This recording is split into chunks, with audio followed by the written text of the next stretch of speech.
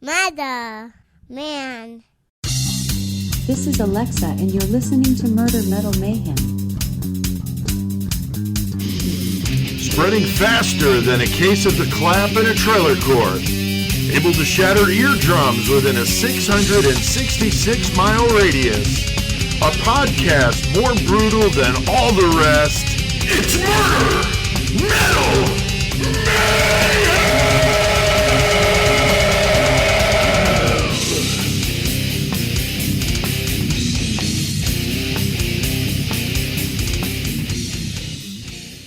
All right, fuck What yeah. the fuck's up? Tuesday, doing that thing we do here at Horns High Studios on the Horns High Podcast Network. Chris doing episode 131. Yes, sir.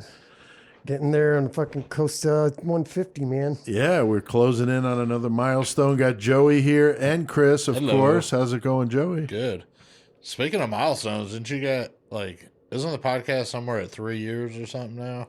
April will be 3 years, God April damn. 18th. Yeah. That's close. We are, yeah. We were that's talking true. about it the other day, and Michael was like, no, I'm pretty sure it's been about 3 years. And he pulled up the first one. I was like, Yeah. God damn. Yeah, I know. It's been a long time. 3 years. It's amazing, Chris. Never ever would have thought that day we met and talked about doing this that we'd be 3 years into it. No, dude. Out the bedroom, too. Right. So, all right. Well, what shirt? We got some good shirts here tonight, Chris. I think you're supporting my my got publishing. my fucking Blunt Force Press fucking shirt on. Fucking check them Nice. motherfucking shit out. Get some of Pete's books, man. Yeah, Blunt thanks. Force Press with that hardcore. Nice. Yeah, the buzz saw with the blood spatters, kind of nice. Hell you yeah. know. That's awesome. And Joey, I like the shirt you got on there. Yeah, I'm What I'm you doing? repping a few. I got the foul plastic hoodie. It's almost not going to be hoodie weather no more, so I Right. can stop saying that pretty soon. But I got the Anthrax Knot shirt on, which I Cool. fucking love Yeah. this shirt. It's Yeah, that's it's classic, newer. I dude. fucking reordered it. But also with my repping, whenever I partake with my marijuana, I have this badass Megadeth lighter. Oh, there you go. Megadeth Bic represent. Wow. That's pretty fitting. What do you got on there, Pete? Dude, Yeah, I've what you got? The brand new Murder Metal Mayhem shirts, Fucking man. right. The Jeff Gaither design, Chris. I mean, Shit's fucking raw, man. it's wicked. Full color, Joey. I don't think you could have put another color onto No, this it's shirt. got so much shit going on. Dave from Faceless Yeah. Screen Printing just did an amazing job. For real. The back's got the Murder Metal Mayhem with the blood spatter on the back, and it's in that fucking- zombie green, so it looks cool. Looks cool and shit. Yeah, so these brand new shirts are awesome, and if you go to the episode description, there'll be some information and a link, of course, where you can get one for yourself. So, Hey, dude, speaking of shirts, I tie-dyed shirts. I got my girls a tie-dye kit over the weekend. oh yeah, And I had a white fucking Mass Murder Messiah shirt, and I tie-dyed that. And they came out bad as hell. I want to do Oh, fucking wow. Goremonger ones. Yeah. nice. Yeah, That is that sweet. That would be cool. That would be very cool. Now, last week, man, we had a hell of a week here. This last week, we did Ted Kaczynski, the Unabomber. That was a good one, and we broke our own record for most listens in the first 24 hours with that one. That's fucking 909. Yeah. Pretty amazing, Oh, man. yeah, dude. Which we had just set that record recently. We did. I'm losing track of which one it was because they just keep piling up on Yeah, top. fucking thanks, guys. Shit. Yeah, and we just passed 1,400 at the time of this recording. Was so it the Dahmer? Was it the bonus episode when we released the Dahmer? It could have been. Yeah, that's probably it. Probably it. We had Wes Pollock on that one, which was awesome. Former drummer of Low 12. And we broke some Low 12 news about a new recording we're going to be working on some new together. songs, fucking Me and Wes and Les back with Meister and Travis, Dan and Steve Chesney, all going to be involved in it. All the former Low 12 members that are still with us. And we're actually going to use a little guitar intro that Tim did for the song S21 and record that currently, but use Tim's intro. So Tim will be in there with us as well. So it's going to be special. But we broke all that last week. We were partying last week. We had Wes. We had fucking Michael. Yeah, we had a whole We had a gang bunch of of people in motherfuckers. here. That was really cool. We also, had CK do the German band Surgical Strike, Hell yeah. which was killer. And we posted a bonus episode the following day, like a 1-2 punch with the full interview with Surgical Strike. And you guys were killing it with that one, over 600, Hell yeah. maybe 700 by now. So a lot of shit going on last week. Episode 130 on the Unabomber, and then that Surgical Strike. It's like an 18-minute interview, but it's really cool. Those guys are awesome. Tonight, though, a little different story for the feature. I've been talking about this one almost, if not since we've been doing this. Right. It's been on the list. It's just one of those, just hadn't got to it yet. But for whatever reason, we thought it would be interesting to do the story I read as a book, Killers of the fucked up Flower story, Moon. yeah. It really is. The Osage American Indians and their story. They hit it rich, Chris. I mean, the richest people in the world. Basically in the world. In yeah. that county because of these oil deposits that they Fucking found. nuts. It is nuts. And of course, with that, people got to be shitty. People got to take advantage and do Yep. dumb shit. Think they're better. And unfortunately, a lot of murder, some mayhem. So it is going to be brutal. And of course, we'll do that in our murder segment coming up. So that's going to be an interesting one. Little different topic, but I think it certainly fits the type of stories we talk about. It's just a different kind of Right. It's you not know. like the same style. Yeah, I serial think the killer. American Indian part of it is what makes it fucked up, because Right. we know there's been so many atrocities associated with them, Right, so right. it's just shitty. It was kind of classic because I was looking up, I didn't know nothing about this story, which we'll get into that too. Right. But, looking it up, I found this article. Oh, wow.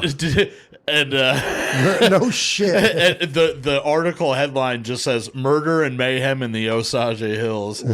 And I was like, "Oh, that must mean that I need to read that for the podcast." So That's I thought that was interesting. Yeah, hilarious. they got 2 of the 3, yeah, right? yeah. That is funny. So Imagine if they were found a bunch of like iron ore or some shit. Right, instead. right. yeah. Oh, trust me, I looked down the first paragraph. Oh, I was that like, would've "Do been they say funny. anything about anything That metal?" would have Right. been funny. Now we got CK warming up, ready to throw down in the metal segment. He is fired the fuck up. He's going to be talking about a different band that we would typically feature. So this is definitely a different episode for us. Yeah. He's going to be doing some Primus, Chris. Yeah, So- Primus. So he's going to be talking about them. He's going to be raising hell on Wild Man. So you definitely want to stay tuned for the metal segment to hear all about what CK's got to bring. So got a good killer cage match tonight, guys. Yep. Chris, we got a few listeners that provided some numbers for Got a us. friend, Miss Rebecca Boomsack. We got Hell Roger yeah. Smith out there. Nice. And Cody Durst just Nice keeps on to see rolling, Cody rolling, Durst. rolling. Nice. So we got three good friends of the podcast all contributed. So thank you. We got a good one in store for you tonight, though, Joey. What about We this got one, a heavy man? hitter fight here. Yeah, this Yeah, could we get do. nasty, man. Some really fucking mean motherfuckers. We got BTK Dennis Rader Right. versus the fucking screen door intruder Richard Ramirez, Nice. aka the Night Stalker. Nice. Yeah, that screen door intruder, but also known as the Night Stalker. Yeah, so that's going to be a good one.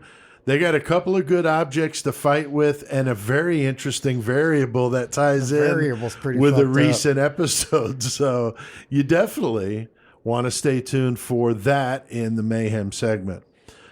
Huge monster thanks to Spellbound Effects and Art for sponsoring this show. They have been amazing. They send us all sorts of fucked up shit, Chris.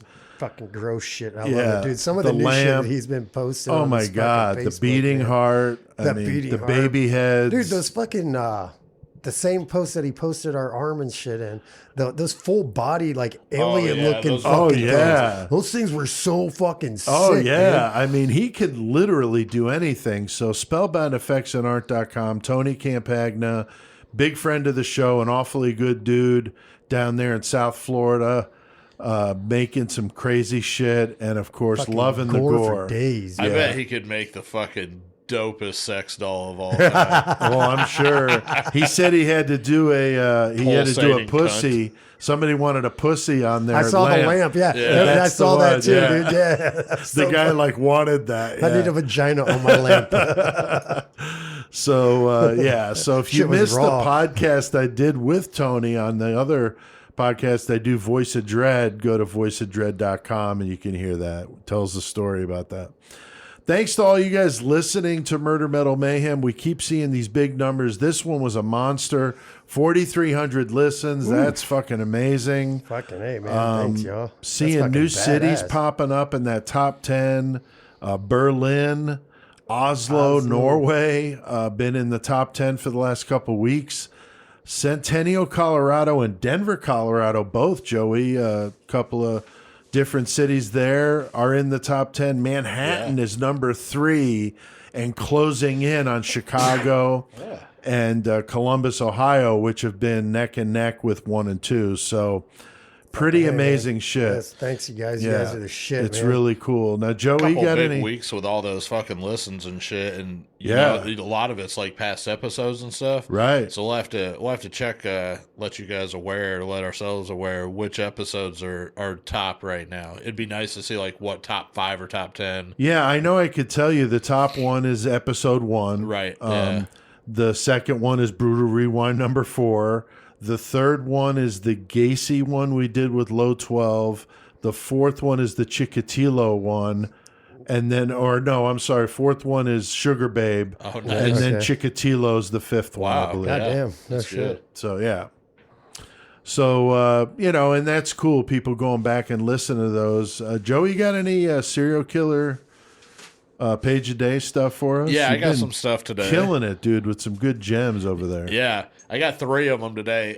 The first one's just a quote. Now, I put up I can't even remember who the fuck's over there, but fucking whenever, like one of the first times I did this, like they put like in their own words, and it was some killer's quote. So I put it up on the wall because I was Yeah, like, what were you putting up over there? I was like, man, whenever I get cool ones, I'm gonna put them up over here, just like quotes by killers and stuff. Yeah. But then I never saw any more of them that were cool and shit. So fucking, it's just been sitting up there, tacked to the wall, this tiny piece of paper by itself. Fucking ridiculous. But today I got another one that I got to add to it, which was cool, and it was a quote by our friend Mr. Albert Fish. All right. He's always got the nice. good ones. Yeah. He does have some gems. Yeah. And his quote was, "What a thrill will be if I have to die in the electric chair. It will be the supreme thrill, the only one I haven't tried." Which, That's fucking. I mean, that's God, Fish. Yeah, it is Fish. Yeah. He's tried a lot of shit, so he's like, maybe if I can live through this. Yeah. So that was the first one I had, was just the quote by Albert Fish. But we love the Gray Man here in Hornside Studios. Oh, hell yeah. It's Grandpa. So the second one I got is another unidentified murder victim. I've done a couple of these with a page a day. And this one is on March 3rd, 2007. The dismembered torso of a woman was found in a suitcase in Mamaroneck, New York. She'd been decapitated, but the cause of death was a stab wound to the torso. She had a tattoo of red cherries on a green stem above her right breast. Her legs later washed up on a beachfront estate in Oyster Bay, Long Island.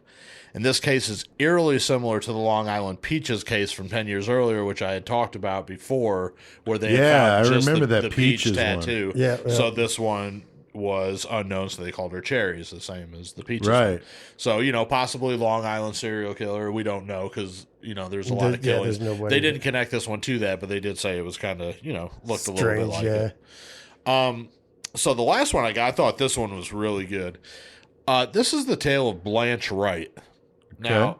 I wasn't too aware of this story myself, so I thought this was a good one and also possibly one we could delve into deeper later. But so I'm almost going to read this one, you know, word for word, just because it was good enough. But so they're talking about Blanche Wright, and they're talking about she survived a childhood of abuse. So she's born in the Bronx in 1959 to a teenage mom who suffered from schizophrenia, and she used to lock her daughter in the room while she herself would wander the streets.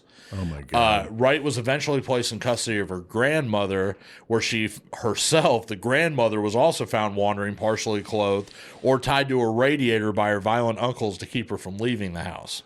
Jesus. So obviously God she's damn. just growing up in some bullshit. Yeah, for real. So Right. she wound up in foster care, where her foster father molested her from age 8 until she was 13. Oh my God. Until he died of a heart attack in her room one night. God damn, dude. Jesus. At 16, Blanche Wright is raped by a brother of a friend. She began dating her attacker and had a baby with him a year later. Oh my God. He was eventually jailed after a fight with Wright's uncle, and she left to live with a cousin with only the clothes on her back and her baby's back. So just her baby, and their clothes, and that was it. And then she meets this dude, Willie Sanchez.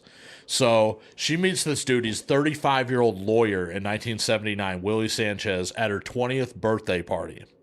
So this dude goes all kinds of lengths to woo this girl, treat her well. She experienced, I mean, from what you've already heard what she Yeah, grew her up life- with, yeah. right? Pretty bad, yeah. All of a sudden, she's in a world of getting fine dining, new clothes, expensive perfume, salons, things like that. Like, she ain't Right. never had this stuff after a lifetime of This abuse. is life Sure. right here. Fucking Yeah. Right. So, you know, after dealing with that a whole lot, you know, she saw like he did have like a shadier side. Like he had clients that he met in shadowy parking lots, or the rifle in the trunk of his car, something like that. You know, Right. You just stop asking questions a little bit because you're experiencing the good life. So one day they're driving around the Bronx, and Sanchez asks her to get out of the car and talk to a passerby. As Wright approached the man, she felt a slight wind, and the man fell to the ground. And she turned to see Sanchez standing next to the car holding a pistol with a silencer. Jesus. So right there, everything that she believes about this guy's dissolved. She knows he's fucking murderer, you know. Right. Definitely. He wasn't who he claimed to be. His real name, Sanchez's, was Robert Young. And just 2 years before they met, he was being held at the, I'm not going to say this, Matawan State Hospital for the Criminally Insane. Matawan State Hospital for the Criminally Insane, serving time for the rape and murder of a 23-year-old woman. He escaped one night with 10 other prisoners, was recaptured the following year, and then escaped a second time just 6 months before he met her. So he wasn't a lawyer. He was a contract killer God. for a Harlem-based drug dealing operation known as the Council. Wow. So, you know, so that happens. She sees that shooting. She starts to figure out what's going on. So after the shooting in the Bronx, he forces her to leave her son with her grandmother, and he moves her in with some friends of his so they can keep an eye on her. Oh boy. He locked Wright in her bedroom for days at a time, the same shit that she dealt with Oh my when she was a God, kid. man. So on January 21st in 1980, he brings her to the house of a cocaine trafficker. A fight breaks out, and Sanchez shot 3 people before fleeing with her. And a couple weeks later, on February 7th, she witnessed another hit in the garage of an apartment complex in Mount Kisco, New York. Jesus, that's where CK worked. Really? Yeah. So- Mount Kisco. So Sanchez ordered her to kill one target while he killed the other. And in the midst of the gunfire, she crawled in a utility closet, fired one blind shot from the door. When she came out of the closet, Sanchez and one of the targets were on the ground. The target was dead, and Sanchez would die soon afterwards. Wow. So she walks out of the garage and takes a cab back to the Bronx. Oh, my She's God. arrested 4 days later after the Mount Kisco shooting. She finally learns about his real identity Right. and his criminal background and everything Right. else. She gives birth to Sanchez's child 5 months later. Oh my God. And then she pleads guilty to murder and gets 18 years to life. Wow. So she's a model prisoner. She helped mediate grievances. She began a business selling cosmetics to inmates with the proceeds going to recreational programs. Like, she did a lot while she was in there. She worked with groups such as Family Violence Program and Puppies Behind Bars. I'm sure, yeah. So she was denied Wow. parole 6 times until a friend and an advocate for battered women wrote dozens of friends and colleagues and got letters sent to the prison, you know, talking about her history and her growth since her arrest. And she was finally released from prison in 2009. So that's God. the case of Blanche Wright. Damn, dude. that's a very interesting Yeah, that's one. an Almost, intense story. right almost there. worth doing an episode Yeah. on Yeah. that. That's Yeah. pretty crazy. So, page a day, man, just Yep. killing it. So, all right, guys. Well, we're going down south. Hopefully, where it's warmer, How Oklahoma. come we always end up in the southern states. I don't know. It's fucking weird. Hopefully we get rich and strike some oil, but hopefully we don't end up in a ditch shot in the fucking head. So. Fucking right. Let's get our murder on, man.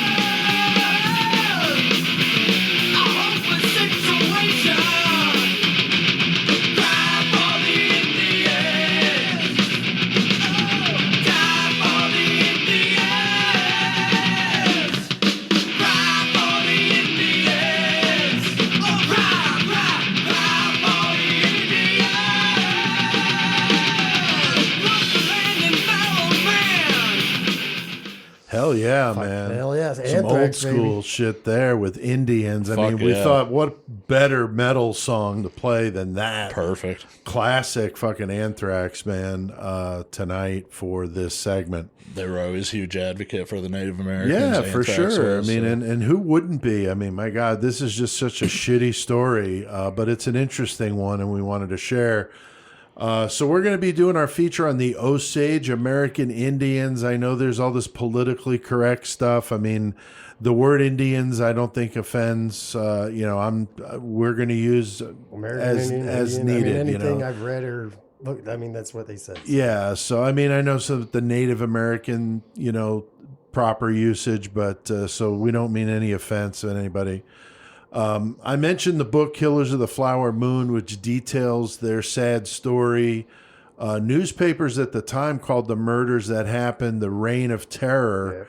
And it was, Chris, man, 20 years of that, 1910 to 1930. Stop. Just brutal. The estimated death toll is in the hundreds, Yep. but the accounts vary as usual with this era.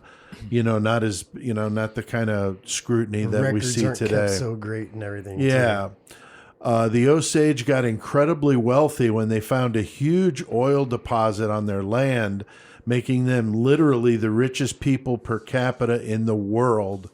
And so because of this, you got a lot of people, Chris, coming in, Trying to take acting the their fool, stuff. Yeah. stealing from them. And we're going to get into all of that, but it's an awful, awful thing that happened. A lot of them were murdered, not even exaggerating with these numbers. Possibly over 100. I mean, that's just fucking unbelievable. That's probably more realistic too. It so. probably I would say is. it's way more realistic. Yeah. It's over 100. Yeah. Yeah. I mean, you're talking about a pretty rural area. I mean, all kinds of shit Yeah. can happen like that. And it's a reservation, so like nobody, the white man, I'm going to say, doesn't care Right. about them. that Right. way, like for real. Yeah, it's a shitty thing. But people get blinded by the money and do some dumb shit because you're literally talking about a little area of billionaires that are just money is just pouring in. Fucking insane. It is. And the murders actually would spawn the birth of the FBI, which we'll dig into that tonight, and that tie-in when it became known as the FBI with all the pomp and circumstance that comes with that.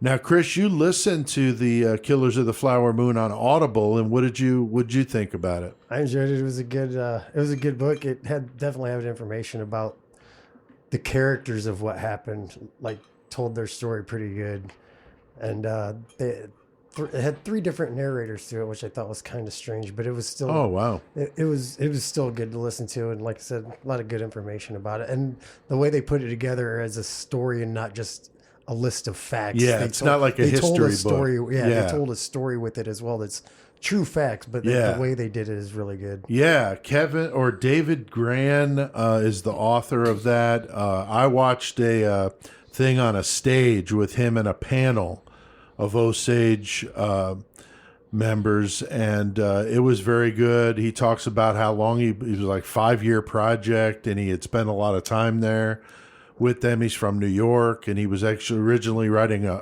article about it, and then it spawned into this is just not going to cover it, you know. Right. So then they decided to do the book.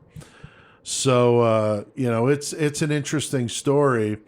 Now, Joey, I don't believe we've done any stories on Native Americans, but this is certainly a true crime that I think more people should know about. I'm surprised it's not more of a thing. Oh, absolutely. And, like I said, I wasn't even too aware of what was going on with this story, so I was coming into it eager to learn about it. And once I did start doing research, it's like, holy shit, it's super interesting. And like you said, it's important, probably to know this story. Yeah. I don't believe that you guys have done another podcast, definitely not since I've been with you guys, on another Native American. I don't believe we have. I'm not that I'm aware of. Our local area here, we're talking about doing Starved Rock, which Right. of course It's on the schedule. there was a genocide of Native Americans, but also there Yeah. was There was a the more murder. recent The murder. triple homicide. Right. So, we'll probably definitely be visiting. Yeah, that. well, that's true. We will be touching on it again with Starved Rock. Now, I wanted to say something before we even get started, just to mention here that we are all fully understand and acknowledge, that the American Indians got a shitty fucking deal all the way around. I mean, they were treated like absolute crap. And I don't want to have to keep every step of the way, like kind of apologizing for it, so to speak.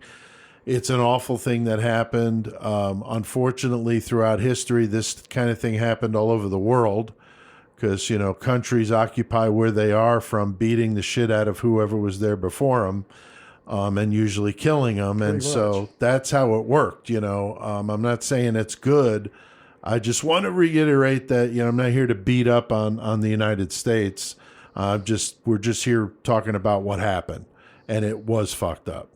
But I just don't want to feel like I need to apologize because I'm not, I just wanted to be clear about that. The story in 1897, when oil is found on the Osage Indian Reservation in what is presently Osage County, Oklahoma, it gets a bit confusing about how they end up there. But of course, when the federal government is involved, it's a shit show usually, the U.S. tell them where to go. Yeah, I mean, the Department of Interior was the one that managed the oil leases and exploration on the land that was owned by the Osage tribe. And this is done through the Bureau of Indian Affairs. And because of this, the government managed the royalties from the oil and paid the members of the Osage an annual allotment. So yeah, they had I can't remember what they called them, but they were pretty much like a guardian, basically. Yeah, they assigned the guardians. Once they realized how much money you're talking about. Now, as part of the process of making Oklahoma a state, the government sold the Osage 657 acres of land to each member of the tribe in 1907. That's like an insane amount of land. Yeah. They were the only American Indians that actually bought their own land. And in the book that I read, they were moved several times, first from Kansas, where they originated, until they finally settled on that patch of ground there in Oklahoma in Osage County. The government owned the surface rights, but the Osage were slick, and they wanted to manage their own mineral rights. Yeah, like anything underground, like you can Right. build on top, but anything you find underground is ours. We get that. Yeah, and at the time, there were 2,229 Osages there at that place at that time, and their heirs. And they each got 657 acres. Each one of those motherfuckers, dude. I mean, that's just like stupid money, which is great. I'm not saying it's not. I'm just thinking, like, what a fucking literally a gold mine. Yeah. And Black gold. They call these head rights. So, like, when they pass on, they would like will it to their ancestors the and next of kin, just whatnot. keep Which making is that still money. something that goes on Yeah, today. it's still, Yep. yeah. So these head rights were very, very, a prized possession. And just to put this in perspective, in 1 year, they took in $30 million. But in today's money, that would be $400 million in a year, bro. each person. I mean, that's just like, oh my God. In Was 1 year, that's what I'm saying. It's crazy. Like one of the quotes from the book, I remember him saying that for every car a white person owned, the Osage had 11. I was like, God damn, dude. Yeah, I mean, they were just literally all a bunch of billionaires walking around Yeah, that's town. fucking good for them. Good for them, of course, of Fucking course. A. And Chris, it's no wonder, though, people want to get into that money. We see this, though, with athletes and celebrities that get stupid when they get, a bunch of money all of a sudden. There's, shows that talk about people that win the lottery and what a train wreck their Right. life becomes, because everybody wants some money and you're investing in some buddy's business that winds up going south and you lose a shitload. It's just make strained friendships. So, there's a lot to go with having that kind of money that quick. I'd probably do the same shit and fuck it up. Be like, God damn it, I spent Dude, it all it'd on be hard McCormick's." not to. On McCormick. You could buy McCormick's. Right, just Yeah. buy the company. But then you got those other people, like you say you win the lottery, then you got those other people that are jealous of your money. So Right. they're going to do whatever they can to come after you. And that's pretty much what happens here, because other people are jealous of the way they're living their life. Right. Mo money, mo problems. Exactly. For real. That's right. So, I mean, there is something to it. I'm not saying they needed guardians. I'm just saying, like, anybody, yeah, that's what I'm saying. would just get crazy when you're all of a sudden given that kind of money. Joey, I read stories about how they were so wealthy it wasn't uncommon to buy a car when it ran out of gas. Just leave it where it stopped and buy another one. I also saw when the ashtray was full, the guy just pulled it over. But then in one video where they talked to some of the current Osage Tribe members and people say that those stories were overblown because they were done to make them look like they couldn't handle their money. Which makes sense. See how That's why stupid this is. That's why they handed him the guardian. So this lady said that those were false, and she thinks, Joey, that they were actually, fabricated. I don't know. I don't really think that that's really how it went down. Right. First off, any Native Americans I've got them in my family, and I knew a lot out east, and they're not wasteful people by any means. So that's not at all what they would be about. No. I feel like maybe there was one instance where something like that might have happened under certain circumstances, and they were like, And "Oh, legend, yeah," and then it's exaggerated, right? And then it becomes, like you said. Now, I'm just going to bring this up and quote Eazy-E right fast, because when I was reading about this and I saw that question, this is the first thing that popped in my head. But Eazy-E and Boys in the Hood, where he's like, "I'm rolling hard now, I'm under control. Then wrapped the 6-4 around a telephone pole. I looked at the car and I said, 'Oh brother,' I throw it in the gutter and go buy another." And that's exactly what I thought. They're like, "Fuck it, go get another one." Get another. So who knows? During this time, oil production is absolutely exploding. You got the automobile industry being born.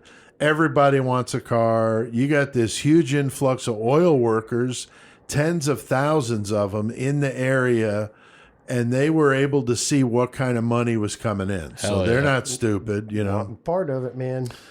And of course, with all that industry comes, bars, restaurants, hotels, places. Ladies of the night. Yes, and all sorts of things, drugs and everything associated with a lot of people all of a sudden. It's like a boom, basically. Yeah, I mean, it went from 10,000 in the county to 35,000 like overnight. That's insane, dude. Yeah, and you got these Osage that, they're like anybody, taking trips, buying really nice houses, sending their kids to boarding school. I mean, who wouldn't? That's what people do when they all of a sudden get a bunch of money. But people have to get And stupid. these are people that didn't have no money. Right, before right. that. They were, Right. very, very poor people. And this is just such an amazing windfall. But like you said, Joey, more money, more problems. Yeah. I mean, that's unfortunately, that's what we're heading to. There were shops I read that in town that charged two prices, a higher one for the Osage, Yeah, normal because they price. knew that they could pay for it. Right. So, Price gouging. All Yeah. that. Yeah. so it was ridiculous. 1921, this is what we were referring to. The federal government passed a guardian system law that basically said the Osage were not able to be responsible with their money, so each of them needed a guardian, which is just a bunch of friggin' bullshit. Yeah. So a court would appoint these white guardians to all Osage who were at least half or more Native American blood. Even minors who had less than half Osage blood had to have guardians. Most of these right, fucking dude. guardians were white lawyers and businessmen who they felt were responsible and would act in their best interest. But of course, a lot of them did, I'm sure, but there were a lot of them that were shitty. No, you know there was a shit ton of them that were shady. Yeah, of course. Many of these people are politically connected. Go figure. Judges use guardianships to garner votes. Go fucking figure. Some, of course, did some bad shit and were absolutely fucking criminal with the shit they did. And I read that this affected 883 Osage families with a total, again, of 2,229 people. That's fucking unbelievable. Chris, I mean, I can't imagine, and none of us can, being in that situation, but wow. Like, what the fuck? Are you? Yeah, who the fuck are you to tell me what I can do, and can't right, do? I got to go to I'm somebody to get permission to go buy a car? It's like, hey, fuck bro, you. can I get some of my money and Yeah. shit? Fucking, that would no, be that ain't bullshit. right. You know, that's not right at all. And the fact that they just like made this a law, like over these people out of nowhere. Yeah, like, I mean, if they would have come to him and said, hey, it's your money, but if you want like financial planning help, which would probably be a good idea Right. when you're talking about that kind of money, No, they you hire an straight up accountant made a and they law fucking that- help you, you know, like anybody else. But to be forced to do it, and especially when it wasn't even being done honestly, they're fucking cheating them and doing all sorts of shady shit. Some of these guardians acted very criminal, stealing money, land, and in some cases even killing the Osage, which we're getting ready to get into, and taking that money, millions and millions of dollars. Just absolutely unbelievable. And they're, doing this to gain control of what we were talking about earlier, Joey, the head rights, which is key with this story because, that's where the money was, right? That cash cow money coming in every year or however they did that up. There were many lawyers working in the area. There were so many of them, I should say, that they were as many there as was in Oklahoma City, which is obviously a lot bigger. And it's still like that. They said today there's still like a ridiculous number of lawyers because you got a bunch of people with money. They need lawyers, True. So, I guess mean, so. that's kind of like filling a need. But, lawyers, of course, get a bad rap because, there are some shady ones out there. But, of course, there's a lot of good ones out there, too. So we're not trying to lump them all in one pot. But, in this case, we're going to talk about some shitty You don't ones. need a criminal lawyer. You need a criminal lawyer. There you go. Better call Saul. 1921, 24 guardians that were charged in corruption in the administration of their duties. They were believed to have stolen millions of dollars from the Osage, but most were allowed to settle the matter out of court and avoid jail time.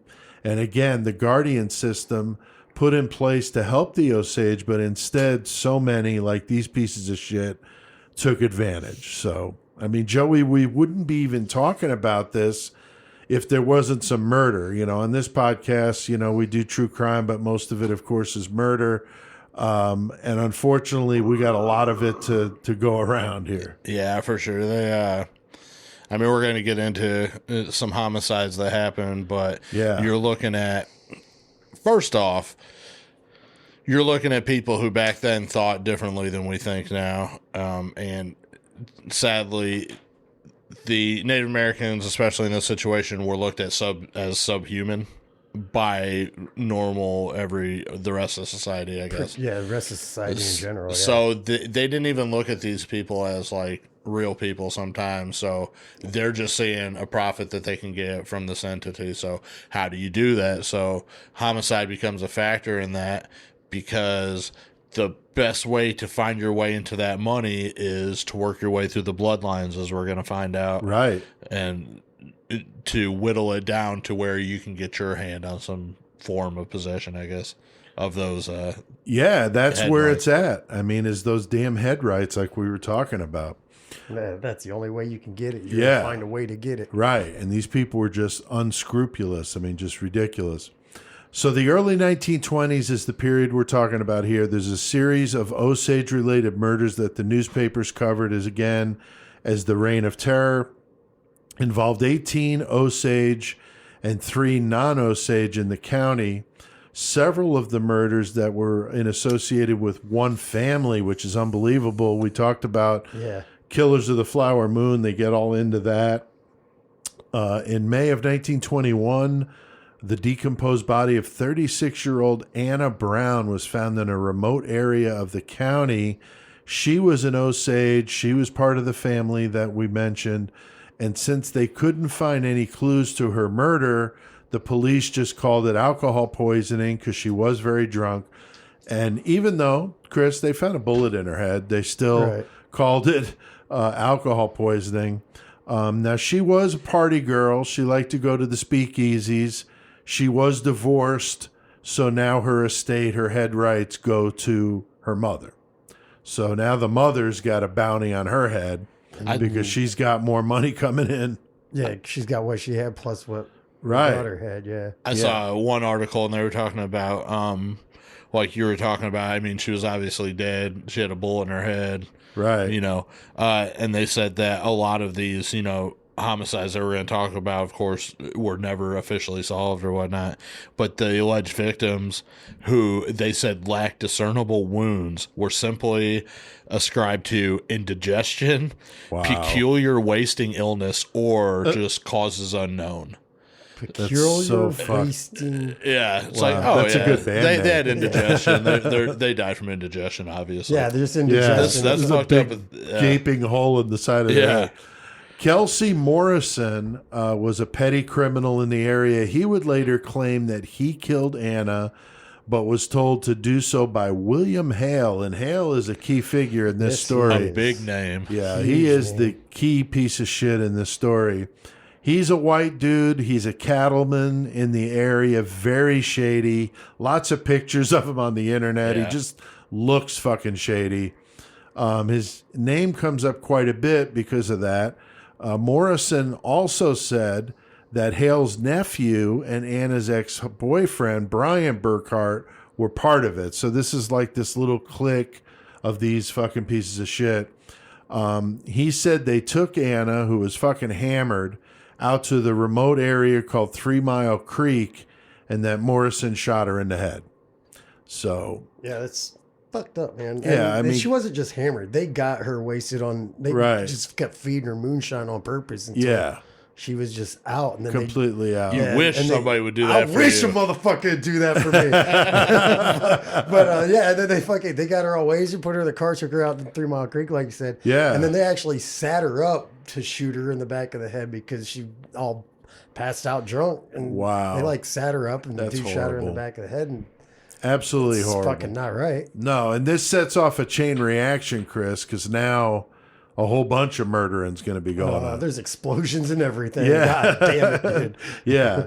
So another body shows up. This time it's the cousin of Anna Brown, Charlie Whitehorn. His body is found the same day as Anna's, and he was also shot 2 months. Like a pattern. Yeah. Yeah. No shit, right? 2 months later, Anna's mother, Lizzie Kyle, was killed. So now this is a huge deal because Lizzie was getting Anna's head rights, her late husband's, and another daughter that was murdered, plus her own. This is a huge get. That's a lot of money, a lot of land rights and shit. So whoever were her heirs would be like insanely wealthy. 2 years later, 1923, the body of another of Anna's cousins, Henry Roan, he was actually shot in his car.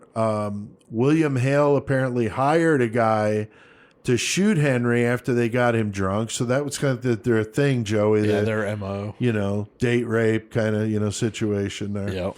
Apparently, Henry borrowed money from William Hale, about $1,200, which back then, that's a lot of fucking cash.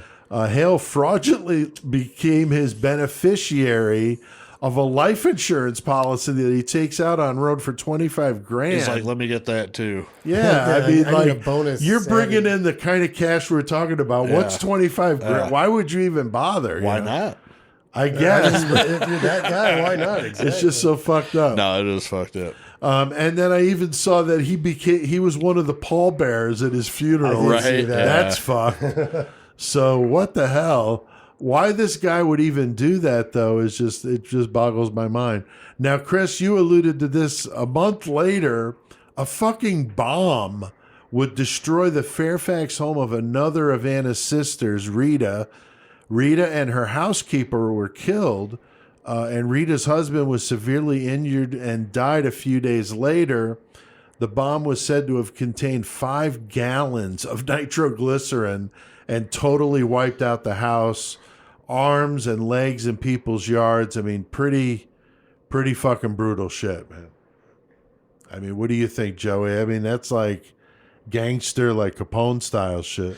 And I mean, and then some. The time period that we're talking about, that's not far fetched either. That's true, dude. To want to do things like the fucking mob. Yeah, you know, that's true. Not to mention Valentine's Day and all that shit. It's hard to gauge if maybe, you know, like Hale and them had connections with the mob, because there was a mob other places outside, you know. Oh yeah, they had places, you know, Tulsa and everything else. So the possibility that they might have been working with these guys organized definitely seems a possibility with the bomb. Especially that kind of money, man. Yeah, that's not even a Kaczynski bomb. That's not some redneck down south made that. Right. Nitroglycerin bomb. I mean, that's some serious shit. Right. Exactly. And dude's just like, I told him too, he's like, I'll just give you a piece of wick and just light it and run away. And he like explained in the book like how he like cut off a piece and showed him how to light it and shit. Like, yeah, holy fuck, dude. You guys, all right, you guys got a whole bomb conspiracy going down for real. Right. Things keep getting stranger though with this story. In Osage, George Bigheart was taken to the hospital for what they thought had to do with poisoning. That was another thing, they did a lot of poisoning. The one girl had diabetes, and they fucking the one doctor was giving her injections, and she kept getting worse. He was saying his insulin, but when she changed doctors, she got way better. Wow! And because he was giving her something other than insulin. Oh my God, that's fucked up. He calls an attorney. So George Bigheart's in the hospital. He calls an attorney, W.W. Vaughn, William Watkins Vaughn. Went by W.W. Vaughn. At least he didn't go by W. Watkins Vaughn, right? Yeah. Like K. Skip Manane. Yeah.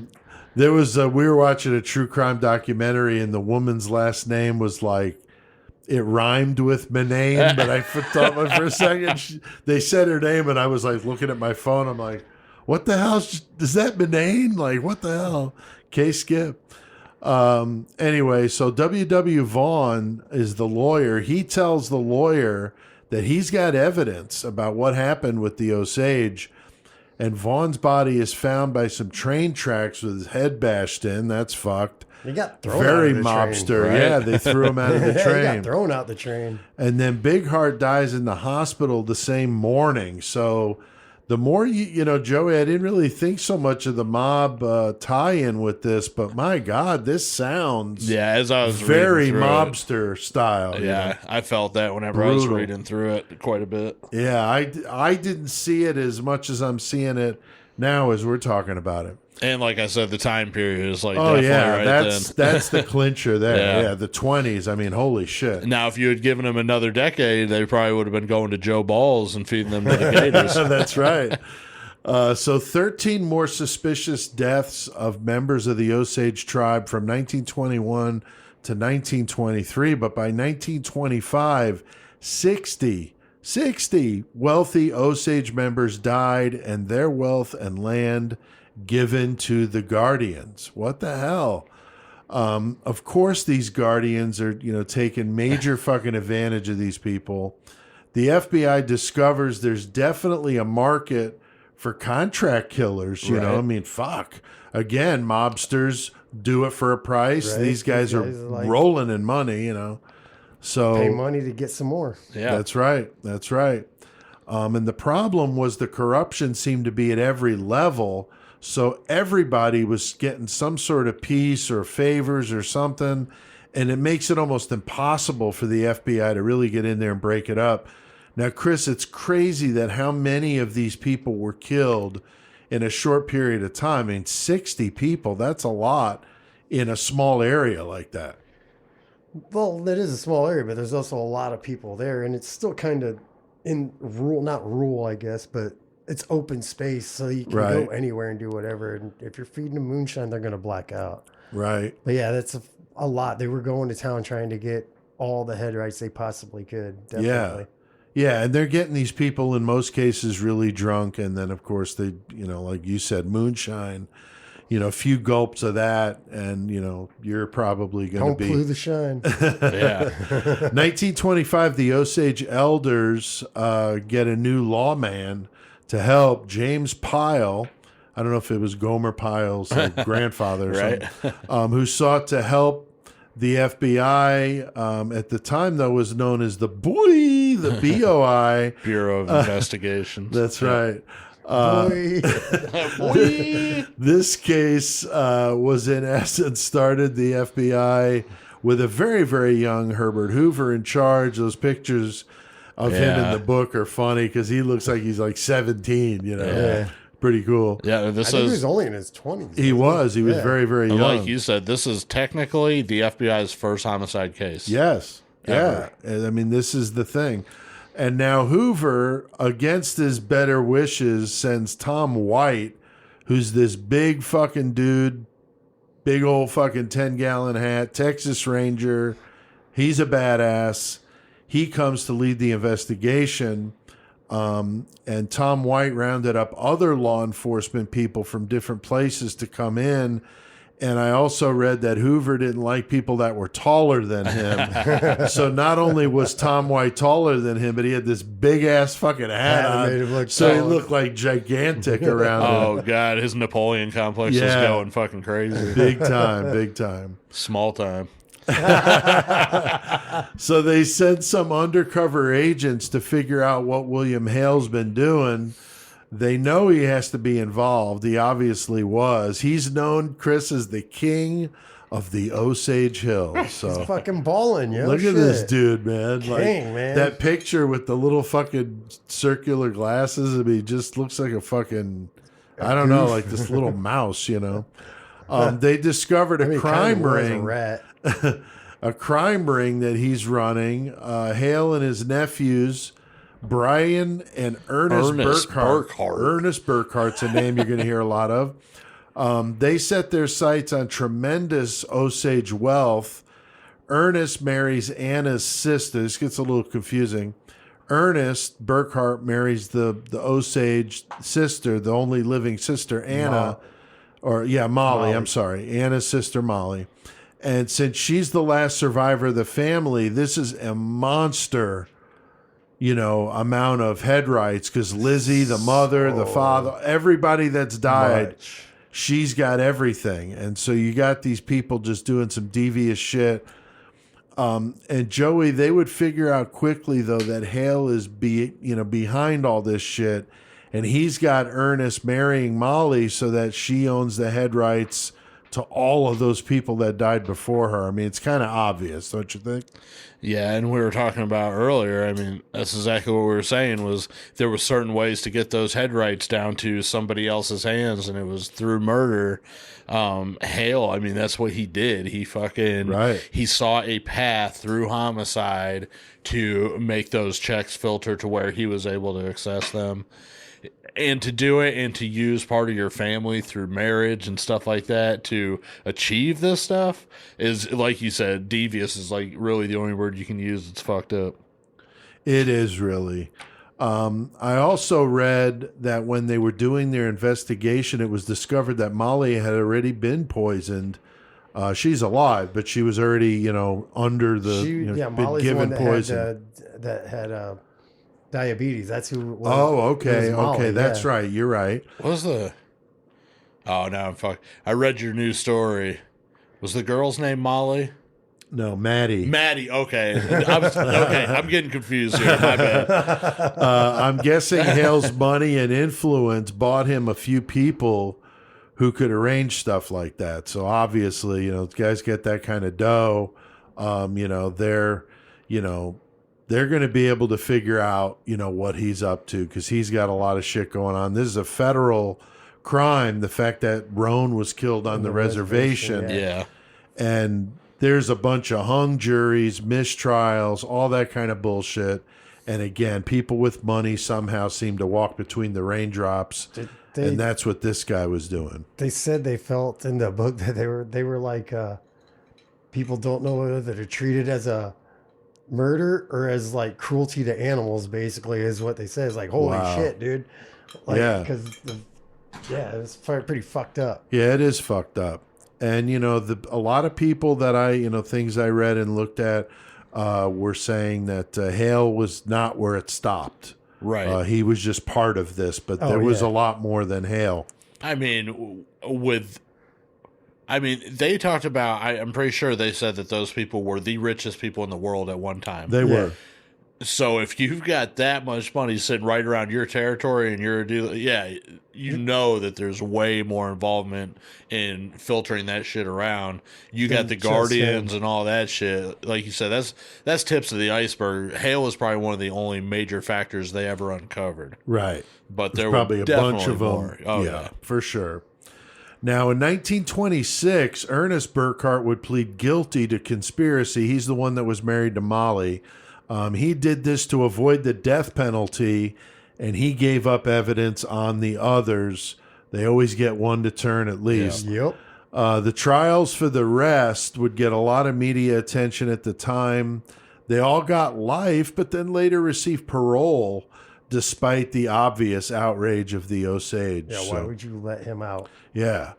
Ernest got out in 1959, so did about 30 some odd years. Received a full pardon from Governor Henry Bullman. You didn't do it, dude. You're good to go. Yeah, get out. William Hale was sent. Now, this is very interesting. I found out some information here I had to add. William Hale was sent to Fort Leavenworth, Kansas, which we know, and they reference it in this book, Killers of the Flower Moon, that was where Carl Panzram was actually executed. I looked up the dates, and they were there at the same time. So Panzram would have been executed in the years that Hale was there. So they were obviously there together, which is fucked up. I wonder if they did. But now here's Panzram another probably tie. would have killed Hale, though. Like, dude, right. Yeah. Yeah. Like, anybody's getting killed by Panzram. But anyway, here's the interesting tie-in is Tom White, the big Texas Ranger with the hat. He was actually at the execution of Panzram because he was on duty to make sure that got done. Right. So he was there. He was standing right there when Panzram said, I could have fucking, killed 3 motherfuckers. I could have hung like so many people. Times by the time you put that fucking hood on me or whatever. I mean, spit in his face. I mean, he was right like, there. Fucking, come on, man. He was right there. So that's really an interesting tie to this story. Hale was paroled, though, 1947. His daughter was married to a senator. So how convenient. How convenient. But he dies about 15 years later in 1962. Molly recovers from the poisoning. Okay. She divorces Ernest. Not Ernest goes to whatever, but Ernest Burkhart. Ernest goes to Horns High. That's right. She would die of natural causes in 1937, and thankfully all her kids got her head rights, her money. All of it. So that's awesome. One of her descendants was on the doc I watched that was live on a stage with the author David Grann, who wrote this book we've been talking about. Very interesting. You can find it on YouTube. If you search YouTube for Killers of the Flower Moon, it's one of the top things. You can watch that. It's pretty interesting. And there's a couple of different documentaries about this too. Chris, it does sound like in a way justice was done, but then, Hale should have never seen the light of got out day. of prison ever, no. At the least, he should have been, like you said, he should have been drawn and quartered. No, Yeah. fucking Fuck that. He should have been pressed. Panzrammed, yeah. He should have been what? He should have been pressed. Press. Yeah, dude. there you go. Jesus Brutal, Christ. isn't Dude, that that shit? God damn it, man. Yeah, we'll talk about that in Mayhem. I'm Okay. interested to hear what you got to say about Yeah. it. So it's fucked up that he got out, but it's too bad Panzram didn't get him for about an hour in the cell. That would have been brutal. It's a very terrible story. I know we're laughing in this, but this is the way we do the show. But obviously, it's an absolute atrocity that happened to the Osage. It's happened, we know, to other Indian tribes too. I mean, it's unfortunate, but it happened. It is fucked up. I can just honestly say that my people were in Italy while this was going on, so I didn't even get here until after that. So, but we all know Italians, Irish, Germans, ethnic groups have caught their fair share of prejudice. Some more than others, but it's just terrible that it happens at all. The Osage winds up suing the U.S. government for their trust fund was not properly handled, which, no shit, right? 1999, and then in 2011, they settled the case for $380 million. I don't know if that was enough for all the land, dude. Yeah, I don't know. I'm not sure what exactly I wouldn't bitch. that I'd meant. be like, bring it. Right? The Osage are trying to buy up the land that was lost during the 20th century and keep it Osage. They don't want it to be, developed and this kind of thing.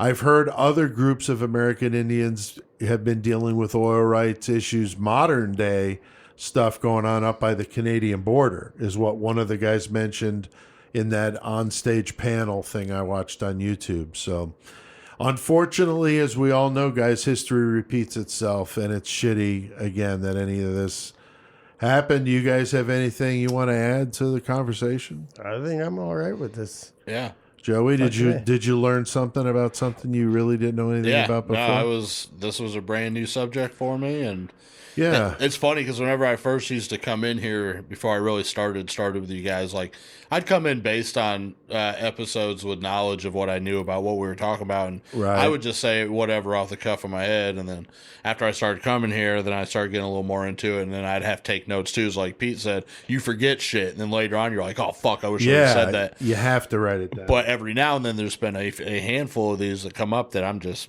it's brand new to me, so it's just like a full-on learning experience. So yeah, and this is it's an important story. It's good for people to hear it. Yeah, for sure. As we've been mentioning, we did the research, Chris and I both, with Killers of the Flower Moon by David Grann. Fully recommend it if you're interested in this story. I also watched a couple docs, like we mentioned, on YouTube. You can find them. I did see that there's a movie in pre-production called Killers of the Flower Moon.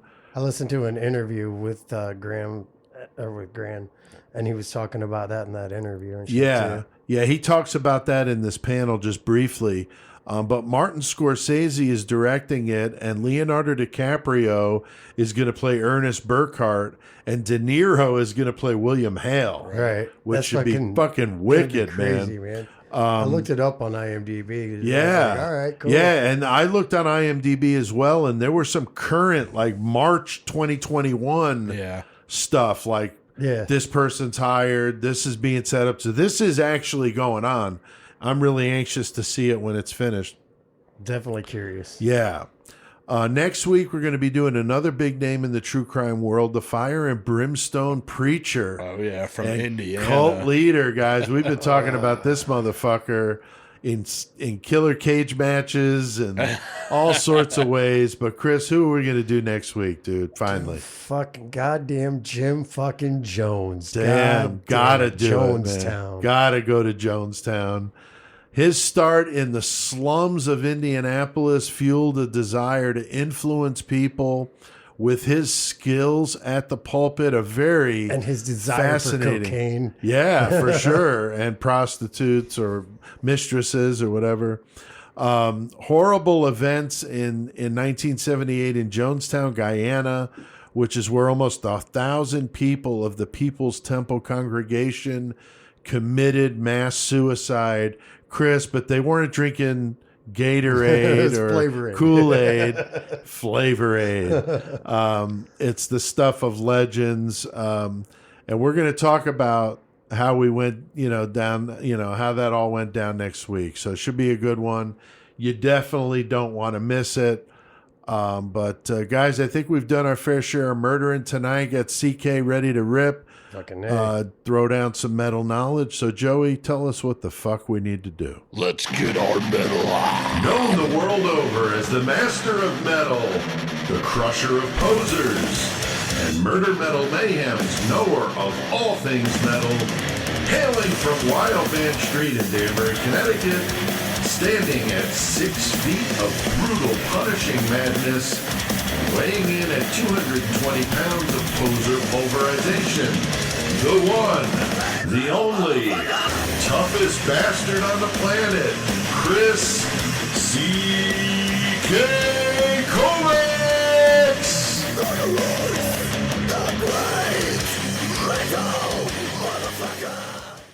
All right, we got the great metal motherfucker on the line from Wildman Street. What's up, CK? What's up, gentlemen? Tearing it up. Same old fucking Tuesday night, doing some cool shit. What's up? Not much. Dude, 4,300 listens this week, which is absolutely crushing it, man. That's a good week. Yeah, that's a really good week. So we have a lot of listeners, and they're anxiously waiting for your metal knowledge, CK. You're definitely going outside the bounds of the usual, which is cool because this episode is kind of that way with the topics we've covered. So why don't you tell us who you're going to feature tonight? The one and only Primus. Fuck yeah. Damn, Primus, dude. Man. And these guys are definitely out of the box. That's putting it mildly, yeah. You can't categorize these guys as hard as you try. I don't know what they are. Some people call them metal, funk, shit. I don't know. All I know is They just do a lot of shit. I know that. It's good music with a heavy side to them. And definitely one of the most unique sounds ever. Oh yeah, and unique vocalist ever. Yeah. And Mr. Les Claypool there. But Yeah, for sure, dude. get back with Primus. Let's just say they're an American band. Leave it at that. There you go. They formed out of El Sabronte, California, in 1984. And the band now is actually current to what it was when they first formed after Les reformed them after Blind Illusion.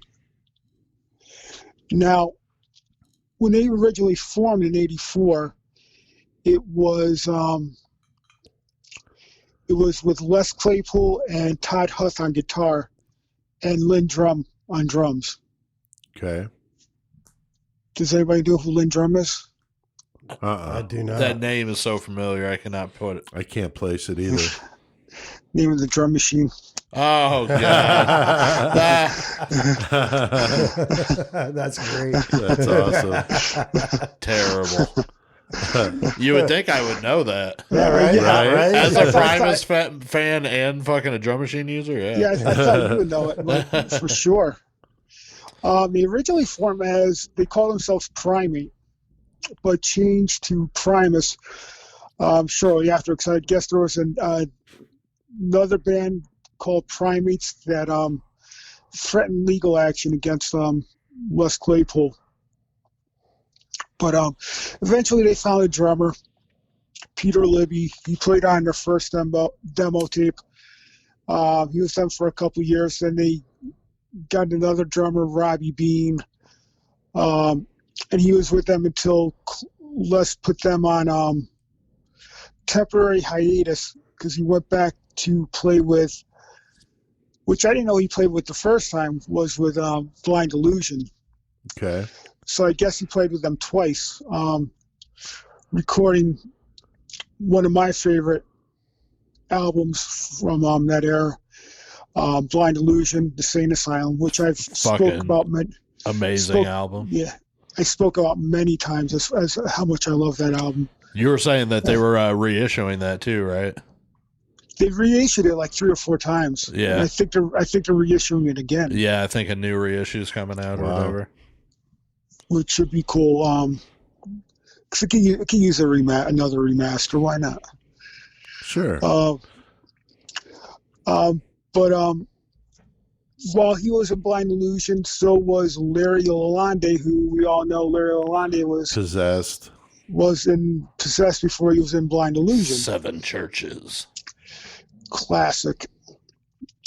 And when Les decided to reform Primus, he stole Larry away from Blind Illusion. But I think it was more Larry wanted to play with Primus to begin with anyway, because, you know, he'd be able to broaden his playing style as far as, Oh yeah. you know, he Be more creative with how he plays in the song Right. and shit. you know, I after being a student of Joe Satriani, but they reformed in 88, 89.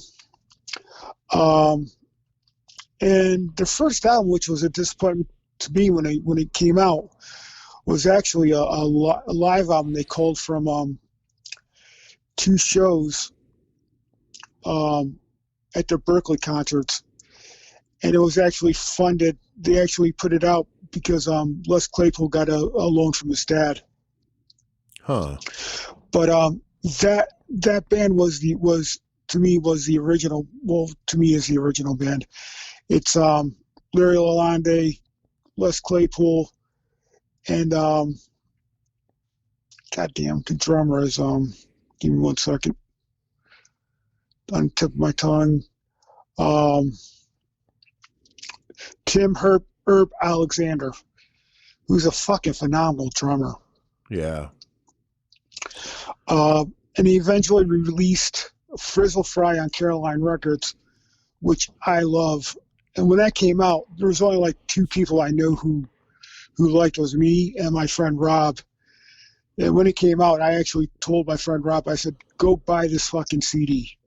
He goes, what if I don't like it? I go, you'll like it, trust me. It's something different, but you'll like it. Because me and him have like the same taste with all that fucked up shit. Right. So he bought it. We were listening in the car. I already had it. He goes, this is fucking amazing. I go, no shit. Fuck it. That's why I told you to buy it. But yeah, that had Too Many Puppies on it. The song Too Many Puppies, John the Fisherman, which they have an awesome video for. Yeah. With the claymation thing going on. And that album did really, really good, even though it was released independently on Caroline Records, which wasn't a huge label. Right. And you're picked up by Interscope. What was it? 1990. Give me a second. 92. Was it 92, 91, 91 or 92? Yeah, somewhere. 91, 92, they put out their major label debut, Sailing the Seas of Cheese, which exploded, because at that time, that was when music was all fucked up as far as the landscape, the styles. Metal wasn't in, there was the alternative. Right. Stuff was in, anything fucked up like that was in. But Primus got to fit in with both metalheads and with the alternative crowd. It was crazy. True. And the grunge crowd too. Yeah. Oh yeah. You know, so they, they didn't sit on the fence. They were the fence. Right. As to say that everybody kind of dug them in one way or the other. And they crushed it with Sailing the Seas of Cheese. The video, Jerry's Race Car Driver. Hell yeah. You saw that on MTV like every other minute. Timing the Cat. And they had a third single, which was Those Damn Coward Blue Tweakers, which wasn't even a video. That's one of my favorite songs by Primus. And I love that song, yeah. And album did phenomenally well. And they had Tommy the Cat was at the end of Bill and Ted's Bogus Journey. Yep. I was just going to mention that, but you got to before me, so my bad, dude. My bad. No, that's cool. That's cool. We're paying attention. And I saw him that year. They toured with Rush, U2, Anthrax, Public Enemy, Fishbone. I mean, it shows you what kind of right, versatility, man. Yeah, none of these bands have anything in common. I saw them when they played with Anthrax, and I think I saw them with Fishbone too. I can't remember. But after that, they put out a really weird EP, Miscellaneous Debris, which is an EP of, I guess it's post-punk, for the most part post-punk songs. I mean, they're pretty obscure songs. I mean, the only ones that people may know is Intruder by Peter Gabriel and Have a Cigar by Pink Floyd. The other ones were by a band called XTC, The Residents, and The Meters. And even that did fucking well. Wow. I mean, people were just eating them up. They loved them, which is weird because that band was the last band I thought that would, even gain any attention. After that, they put out my favorite album by them, Pork Soda, which was a little darker album, a little heavier album, in my opinion. Pork Soda's a great album, but definitely darker, I feel like, dude, because some of them songs are just like, holy shit. That's like Mr. Crinkle's, like darker and heavier both. Oh, dude, yeah, for real. Like, dun, dun, dun, dun, dun, dun. I love that fucking beat, dude. And My Name Is Mud is just so just so iconic. Yeah, it is. It is. And not to mention, before I forget, you got to remember, like in '86, Les Claypool auditioned for Metallica. Yeah, right. And nobody plays like him. He has got such a unique bass playing style that it's wow. No way he was going to be able to fit into Metallica. Yeah, he's a beast. He's got to be doing something funky like that. There's no way he could be in a straight metal band and be happy. I mean, he's got to be doing the shit he's doing. He would be a miserable fuck. Yeah. And, that was the third for Interscope. And during this time, Les is putting out solo albums. He's got Les Claypool and the Holy Mackerel is such a great album. It's an awesome album. He worked with Michael Manring too. I mean, he did a lot of shit, obviously. He's got a lot of shit. He's got, and after that they put out, I think it was the Tales from the Punch Bowl. Tales from the Punch Bowl, which didn't disappoint either. When known as Big Brown Beaver. Yeah. Yep. That's the song I got queued up. Nice. Yeah. And then '97 he put out the Brown album, which you gotta love, because you got the White album, you got the Black album, and now you got the Brown album. And leave it to Primus to come up with the Brown album. Yeah, that's so fitting. And that around that time is when they were starting to lose their I guess the popularity was waning a little at that point. Shit, I lost my notes. Give me 1 second. Uh-oh. What little notes I do have. I was gonna say, you don't usually use too many notes, man. Fuck. But Lost. But they're starting to wane a little as far as popularity, and they were starting to the band was starting to break down as far as by then Herb Alexander had left, and they had another drummer at that time, and also during this time too he put back together the original Primus under the name Sausage. Yeah. Wow. Yeah.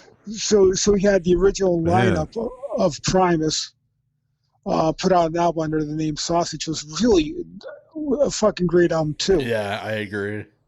I love that album. And and in I think it was '99, if I'm not mistaken, they put out Antipop, which was the last album they put out until 2011. By that time, they were on hiatus, broken up, whatever you want to call it. But Les Claypool had like a bunch of stuff going on at that time. He had another another solo album come out. He had that album with oh God, what's the name of it?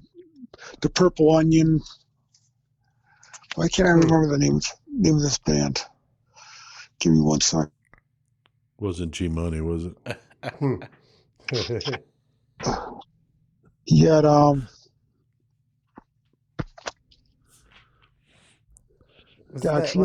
was it that like real super like psychedelic? He's got so many projects going on. You just hear his name constantly coming up. I mean, it's pretty amazing. Yeah, it was Colonel. No, that was the Left Claypool Frog Brigade. Shit! Yeah. Wow. Which was a bunch of I think the first one was. They were both 5 albums. The first set had trying to think of what songs. If it was cover songs or if it was. It's been a while since I've listened to it. Well, shit. And I get them mixed up. Well, actually, it was the Purple Onion album, which he had come out too, which was considered experimental rock. Then he had the Frog Brigade albums right before that come out, set 1 and set 2.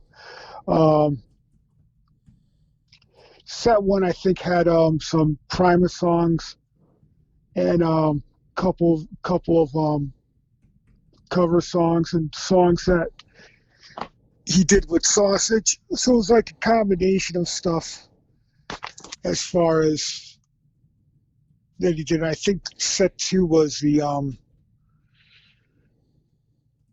set 2 was he redid Pink Floyd Animals. Oh yeah. Yep. Which was phenomenal. But like Pete said, he has so much shit that he did solo that's hard to. Chris, were you talking about the band he did with Buckethead? Yeah, that's the other one he did. Colonel Claypool's Bucket of Burning Brains. Yes, yeah, that. That was another one he had, which is also, all over the place. Right. And eventually in 2011, he put Primus back together. They recorded, I think it was the Green Naugahyde album in 2011, if I am not wrong. Yeah, Green Naugahyde in 2011, which was an awesome comeback album. I love that. And the album came out of nowhere. I wasn't expecting it. Not too many people knew that it was even coming out. I just happened to go in FYI one day and it was sitting there in the new releases. Like, holy shit, when did this come out? What the fuck? Yeah, exactly. Phenomenal album. And in 2014, he did, him and Primus did something that. Amazing. which blew my mind. He redid the soundtrack for Charlie and the Chocolate Factory. The original one. Wow. Yeah. I don't think I've ever heard It's pretty badass. Primus and the Chocolate Factory with the fungi and ensemble. Yeah. Fungi ensemble. And to hear Les Claypool do the Candyman, there's nothing like it. And I don't know what the case was behind that, how they got the rights to do the whole album, but I can't think of another band I would want to have heard do it. No. So perfect. Because that would fit along perfectly with the Johnny Depp version. Oh yeah. Right. Of that of the film. Right. Because the second the remake is so much darker than the original, and this soundtrack is like so dark. Yeah. And people loved it. It got really good praise from the critics as well. It's one of my biggest regrets is when they were doing the tour for that. I was gonna go and I didn't go. Yeah. I wish I saw. They did the whole thing live or whatever. I wish I saw him do that. And I was just fucking. To this day, I'm pissed at myself. Yeah. I hate that. Yeah, I mean, I saw him 3 times, but I wish I saw him on that tour. That would have been fucking phenomenal. Oh yeah. And just recently, 4 years ago, they put out the Desaturating 7, which kind of reminded me back to the Frizzle Fry album a little bit. Going back to that vibe. That's cool. And as far as I know, I know Claypool has a bunch of shit going on. He had 2 albums with Sean Lennon that he did. You figure that's a combination all unto itself. Yeah. And I guess he became friends with Sean Lennon. I guess his son was friends with him, and they started jam together, and they just hit it off as far as Sean Lennon and Les Claypool, and they decided to put out the 2 albums that they put out, which are amazing. I mean, I don't think there's anything that Les Claypool hasn't put out that isn't good. No, I like his Oysterhead shit too. That's good too. Yeah. Yeah. Like I said, there's nothing he hasn't put out that I don't like. Yeah, the guy's a fucking talent, that's for goddamn sure. Yeah, and he's a weird dude, but definitely has, like you said, he's definitely a talent. Yeah, big time. No doubt about it. And as far as I know, I don't know what they got coming up, if they're recording a new album. I haven't heard anything or seen anything by him lately. I'm sure he's got something in planning to come out, especially probably with the pandemic. I'm sure he's got probably stuff he's recorded. Oh, I'm sure. By himself, but I'm probably sure. 12 albums a day. Yeah. Well, hell yeah, dude. That's definitely check out Primus. They're one of a kind, and there's nobody like them. right. Very cool, dude. You got another Lost Classic for us this week, don't you? Yeah, my fucking notes are all fucked up. Give me 1 second. Your nuts are all fucked up. And No, Joss that nuts. bitch. No, not my nuts. God damn. Somebody scratch my balls. Somebody scratch my balls. My balls itch. Somebody scratch my balls. As he's going across the floor trying to scrape his nuts. Yeah, right, like a dog and shit, wiping his ass in the grass. like that's gonna really work. Well, you gotta love that movie. Oh yeah, fuck yeah. Just what I got for my Lost Classic is Awful Truth, and they are one of the precursors to one of my favorite bands of all time. And I know I probably talk about these guys till people are sick of hearing me talk about them. Galactic Cowboys. Yeah, that was an early one. You talked about them. Yeah, that was they were had a couple members from Galactic Cowboys, and they were a 3-piece. And the vibe is the same as what the Galactic Cowboys are. A little bit heavier. You could stream this album, but it's damn near impossible to find as far as a physical copy if you want to get it. Right. And if you do find it, you're going to be paying out of the ass. But definitely check it out. Very cool. All right, well, we're at that time of the metal segment where we listen to some fucking Onslaught, some 666 fucking 6, and talk about what we've been listening to. So let's do that.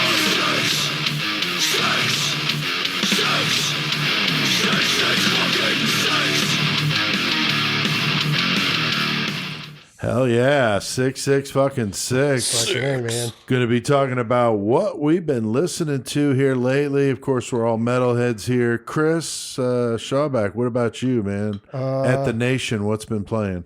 Oh, random shit as always. The other day I came across this band. I sent you the link. Yeah, that was actually pretty decent. I'm not Squad. a huge fan of the female metal vocal, Right, but they were badass. They were pretty decent. I like their fucking music and whatnot. But I fucking was jamming some cock and ball torture the other day. I fucking love cock and ball torture. Ladies, just so you know. That's nice. That doesn't sound right. Right? Exactly. Joey, what about you, man? I was I was Still today, on that air supply kick? Yeah. Today I threw in the Iron Maiden early years DVD, which was fucking damn. awesome. Yeah, I saw that. I saw Yeah. you posted that. It's got fucking like 4 fucking concert footage from fucking Paul Diano. Yeah, so fucking good. But I was also listening to Bleeding Heaven, which is some fucking brutal death metal. I got that in the car right that now. shit was badass in the car, dude. And me and Chris, we're actually headed down to Mississippi this weekend. Yeah. And I'm playing a show down there. So I've been jamming some of the other bands I'm playing with, so I'll plug them real quick. Malignant Rot and Baptized by Fire, both from Texas. Fuck yeah. And then Perceptions of Torment, and that's the band that's putting on the show from Mississippi. So Yeah, if you down around Mississippi, fucking 2 days after you hear this fucking podcast, man, we'll be in Yeah, you Mississippi guys are going to be down there. in Long Beach, Mississippi. What's the venue name? I forget, dude. Shit. Tracks Tracks. Yes. in Long Beach, Mississippi. Okay. Yep. Very, Trucks very on your cool. arms. CK, what about you, buddy? What have you been jamming?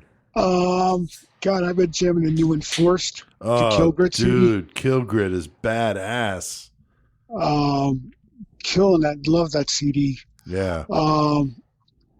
Also been still listening to some Sabbath. Me too. You got me on a Sabbath kick. I listened to Yeah. Sabbath, Bloody Sabbath, Hell yeah. and Sabotage back to back a couple different times. Classic. Yeah. And of course, I still got the Malice's Wake and Harlot still in the CD player. Dude, I've been And, listening to In Malice's Wake again just because the documentary came out. That was Yes. so cool. Yeah. And I've been digging that new Rob Zombie, actually, to tell you the truth. I haven't heard it. It's I haven't heard it. not bad. It's pretty heavy. It's not bad. Give it a spin. I mean, I dig it. I it's know it's cool. not for everybody, but Sure. Yeah, that new In Malice's Wake documentary about how they made the blindness of faith is well worth a watch. They've got it on their YouTube channel, so it's free to see it. I'd make a little cameo there at the end. I'm talking in Horn's Eye about the album, and they've got all sorts of musicians talking about them and the band members themselves and how they recorded it and how he did the art. And all of it did their own DIY, no Fucking right. label, nothing. well I mean, put together. Well put together. yeah, documentary. Sean did the documentary, and it's absolutely amazing. He did such a good job. So check that out. I mean, it's definitely like I'd put that against any other. Oh, I agree. The Death documentary by out there Metal, is- any of them. Yeah. One thing That's I how good wanted it to is. mention, CK, we were talking about this today by text. The new news that Angelus Apatrida is going to be doing a live streaming Yes. concert this Saturday, March 23rd, 2021 at 2 p.m. Central Time. You can go to their website and check that out. I think it's angelusapatrida.com, but you can find them easy enough, and it's all over Just their Google it. Facebook. Yeah, If you Google it. Bro, Google it. I'll take my big laptop. We could throw it on the dash of the car on our way to fucking Mississippi. Yeah, I guess that did. would They be have Friday, two not different Saturday. Never options. mind. You could just watch it streaming, or you can do the streaming plus the shirt. And I got the shirt, so I've got course you did. Of course you the did. streaming plus the shirt. Yeah, my shirt Well, collection is hopefully really he'll good. get it within 3 months. Right. Oh, Yeah, for sure. Plug the 666 Club, guys. What do you think? Is it a good thing for people to join our 666 Club? Hell yeah. Obviously. Yeah, if you haven't heard, if you heard the Dahmer episode, just that gives you a Right. bite of it. Right. We've We done just got the new Ramirez. shirts. We did fucking the Capone episode. Those are all Patreon only. So $3 a month is all it is. 666 Club. I'll link to that in the episode description if you guys want to Yeah, do we that. just got the new shirts too, dude. Get Yeah. discount on them If some I didn't bitches. do the podcast, I would pay for it. Yeah, they're 15 for anybody that's a 666 Club member. Right, So $3 exactly. off. So there's your $3 back. you Oh, know? fuck Come yeah. on, what a fucking Yeah. deal. I want to bring up another thing I've been listening to just because I forgot. But Sanguishugabog, which I Yes. talked about that I band meant to bring them up too. from Ohio, some of my buddies and shit, but they fucking got put on Century Media recently, like out of nowhere. And these dudes were fucking hot before the fucking pandemic, and so I Yeah. get it. But they just put out a video called Dead as Shit. It's so good. Yeah, dude. it's a fucking great video. You also go check that out. Who's this? Who's this? Joe? Sanguishugabog. They're called Sanguishugabog. I'll fucking start posting some shit. You can check it Yeah. out. But they actually are on like the fucking cover of the Decibel magazine, the new one, and so no it's shit. it's Oh, wild cool. to see them with fucking big name fucking Yeah. bands, And and, they're then fucking That great is as cool. shit, dude. But yeah, that's Enforced is on Century Media Yes. too. That Yep. new album CK mentioned at Killgrid is fucking I've been seeing amazing. fucking quite a lot of people fucking sharing that Enforced stuff. So yeah, Yeah, for the sure. Enforced, the new one is fucking badass, and I got a hold of them, and the guitar player and singer are going to do an interview with us, so we'll be setting that right. up. Can't So wait to do keep you that. posted. Those guys are really good. So if you dig like old school Slayer, that's what it reminds me of, like Show No Mercy, Hell Awaits. That era of Slayer is what they remind me of, and a little bolt thrower thrown in for good measure. Right. So yeah, definitely good stuff happening here. Chris, you talked about the new shirts. I mean, bad the fuck ass. they just turned out amazing. CK, I can't wait for you to get your package so I know. you I'm, can check I'm it so out. pumped. They look so good. We're going to be doing some pictures here tonight. So if you're listening to this, go to our Facebook page and you can see them. You can order them. They're going to go quick. We got a pretty good batch from Faceless Screen Prints, but Large to 3X, but there's only a few 3X, just so you Yeah. know. The smallest we got is large. yeah, we got quite a few 2Xs in there, but yeah, large to 2X at least, maybe 3X while they last. So get your Murder Metal Mayhem merch. You get that stimulus check, you can Get a come couple. off with a few bucks to help out Murder Metal Mayhem. So Yeah, you could slap off like a couple bucks off that 1,400. that's right. So I think we've done plenty of metal tonight, guys. So CK, tell us what the hell we need to do. We are going to get our mayhem on.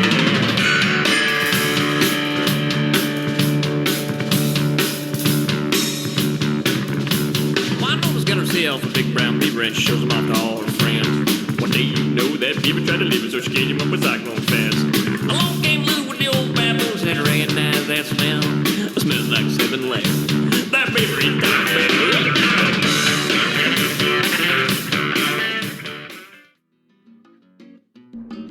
Ladies, looking to spice things up a bit?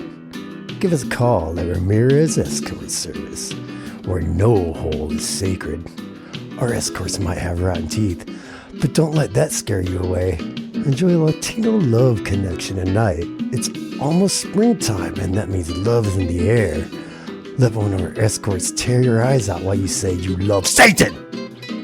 Richard Ramirez Escort Service will brand your ass with a pentagram so you can show off that tramp stamp with pride. Call 888-I-LOVE-SATAN today and mention Murder Metal Mayhem and get 10% off a night with a degenerate, stinky, drug-addicted lover tonight who needs Netflix and chill when you can have pentagram and kill. Come on, ladies. You know you want it. Richard Ramirez Escort Service. I feel fucking flamenco in the background. Wow. Gotta Right. love the fake commercials. Oh, Chris Shawback did a nice job with that one. So Yeah. Fuck. yeah, that was fucking great. hilarious. Before that, of course, Primus with Winona's Big Brown Beavers. That Yeah, was bro. fun. Brown beaver. That was cool. CK, hearing you talk about the band I didn't know a lot about. So that's, That's very, cool. very cool. Yeah, I don't know much about them, but I'm willing to give it a listen a little bit more than the ones I know just from being in the Being world. around, you know.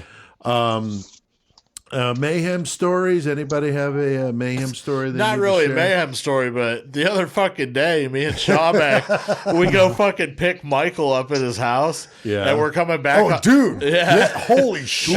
And we're coming, dude. But we're coming back on Market Street, and we're like right there by the currency exchange, like by the DMV. So this is Market Street in Bloomington for y'all that don't know. It's busy, like Yeah. Right. It's, It's an four lanes of yeah, traffic. it's an active fucking street. So we're fucking cruising, fucking all of a sudden this fucking pit bull and this mutt dog fucking run out Oh like my God. a couple cars in front of me, like out of this property and just fucking out into traffic.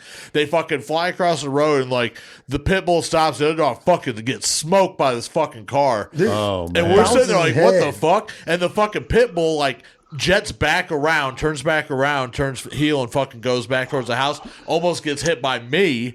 It fucking runs in front of my car. Oh, my God. The mutt dog just fucking all of a sudden jumps up, fucking shakes its head and chases after the Runs other after dog. The other dog What goes right the back fuck? home. And so we're all like this all happened everybody's in before, this what? road like, what the fuck? Okay, well they went home, so I guess we'll just leave.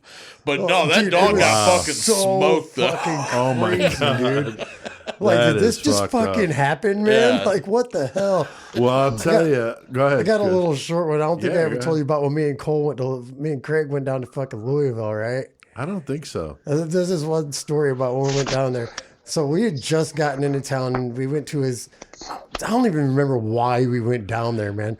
Like his dad was in prison and we went down, stayed with his dad's wife or whatever, for whatever reason, just to go to Louisville. Had a place to stay. We're like, fuck it. Right. So we just get to town. We dropped all our shit off at the house. We're like, fuck it, let's cruise around, figure out something to do. Well, we stopped at fucking Wendy's of all places to get something to eat. And we're sitting in my car, dude. And this dude comes cruising down the sidewalk on his bicycle. Me and Craig are just sitting there in his burgers. Look at this guy.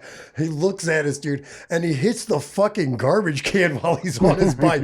And just straight flips completely over Oh my everything. God. Me and Craig are watching this whole shit go down like, what the fuck just happened, bro? Wow. And he just like did a complete flip, lands like on his back. The bike landed on top of him and shit. Me and Craig just look at each other like, oh shit, dude.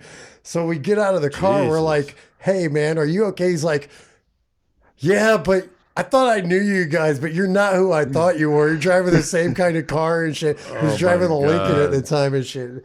And so we're like, dude, I don't think you need to be riding your bike. Well, you need to ride somewhere. He's like, yeah, we can go to my place. We're like, we can fucking drink some beers and smoke a little bit, whatever. So the next thing you know, me and Craig, just because we're sitting in Wendy's parking lot, this dude just flips his bike. We Wow. just party with these people, random people in Louisville all night long. Just like, wow. dude, this is the greatest shit ever. I'm glad we Wow. ran into you. Sorry about the circumstance. You feeling all right? But Right. dude, it was just the craziest shit ever, dude. And it That's was funny. fucking hilarious, man. That's cool. That's cool. Well, those funny mayhem stories just keep, it's fun to laugh about stupid shit we've all done and just seen. And so it's crazy.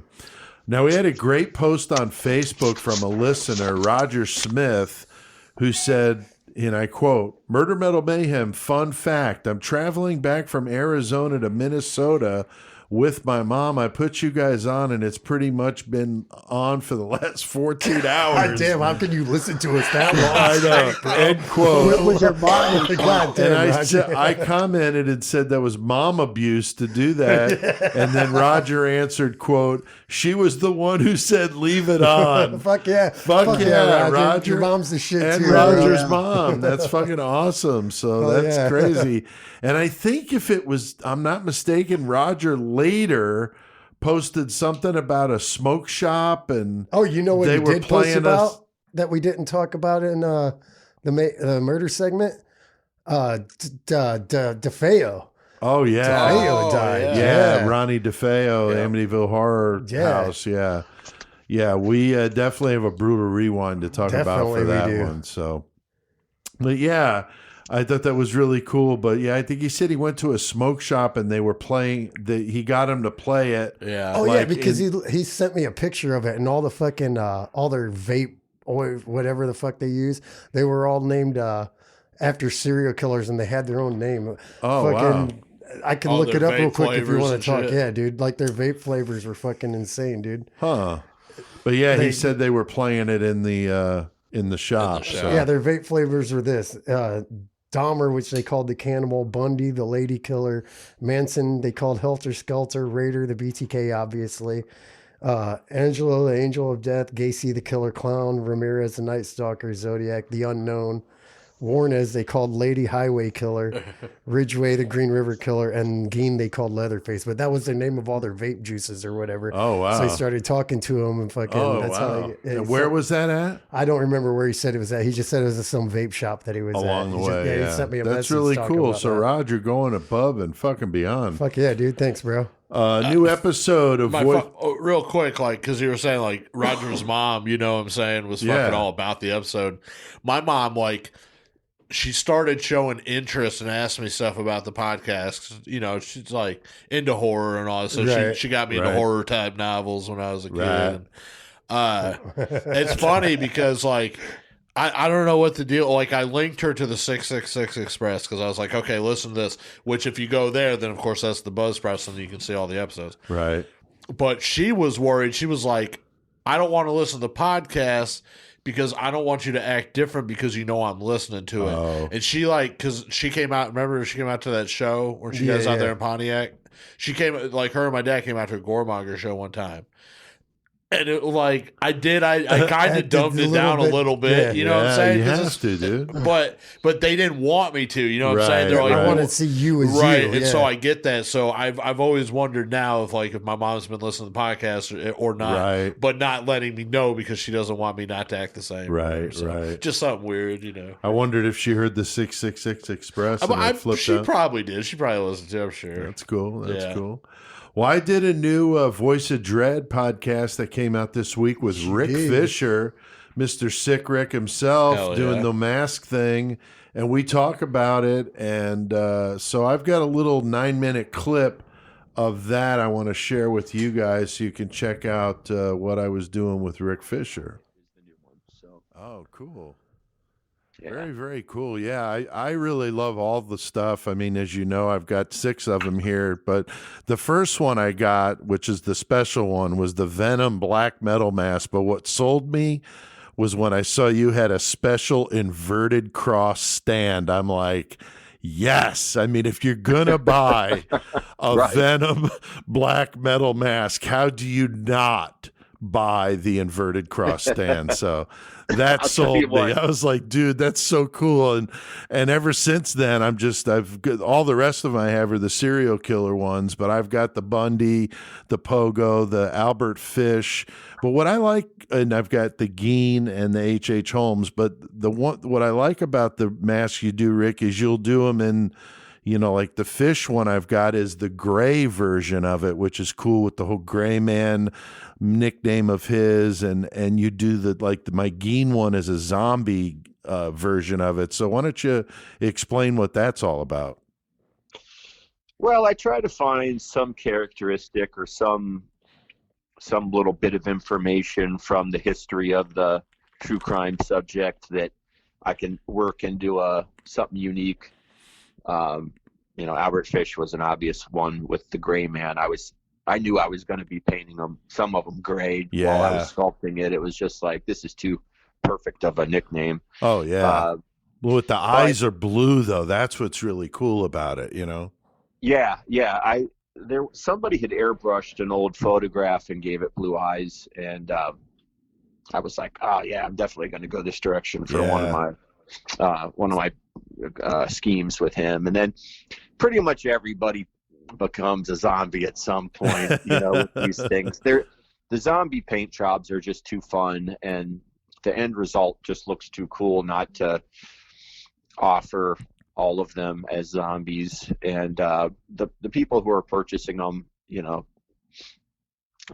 have a dark side to themselves. Right. And I think nobody's offended by me making a dead looking serial killer. Not at all. And then the Holmes one, I got the H.H. Holmes one you did in sepia, which I really thought was cool.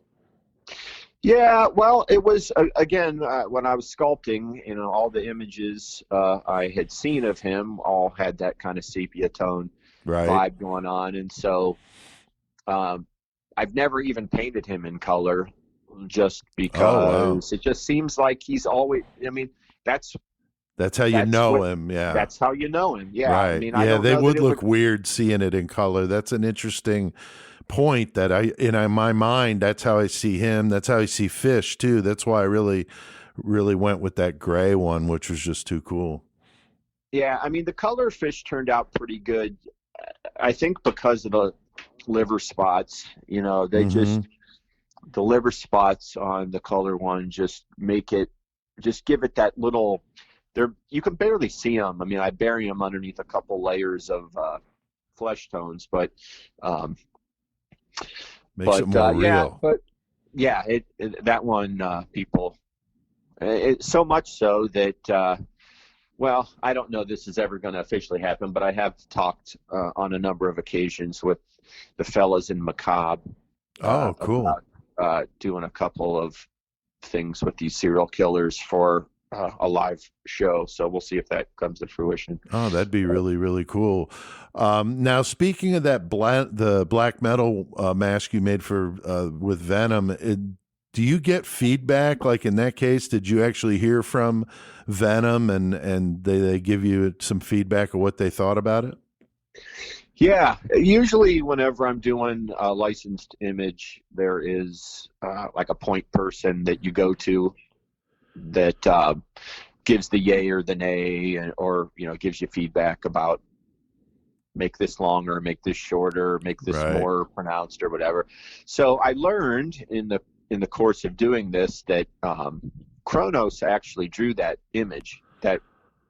I think you told me that one time, or I read that somewhere. That's cool.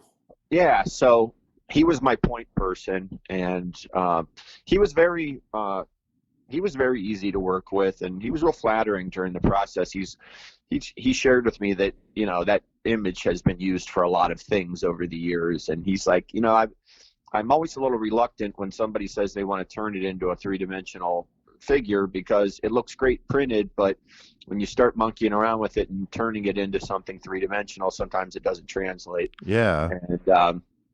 And when I shot him the first images of the sculpture, he was like, "Holy shit, this looks fucking great, dude!"